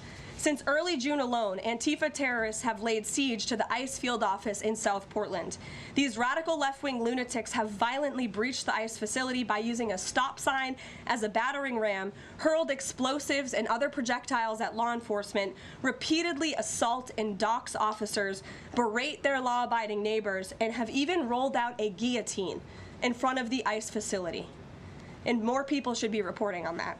President Trump has sent federal law enforcement to protect federal assets and arrest those fueling this violence. Just last night, we saw an extremely troubling incident where conservative journalist Nick Sorter was captured on video being taken into custody by the Portland police after he was ambushed by Antifa and was defending himself from these assaults. But instead of arresting these You're just listening to Caroline Leavitt, the speaker there on behalf of the White House, the press secretary. Certainly Democrats will say otherwise to her comments there, but that's what we've been seeing in Washington. A lot of finger pointing going back and forth and sticking points where there doesn't seem to be any solution here, at least not in day 3. But we'll be right back with more Houston Live and Local after this quick commercial break.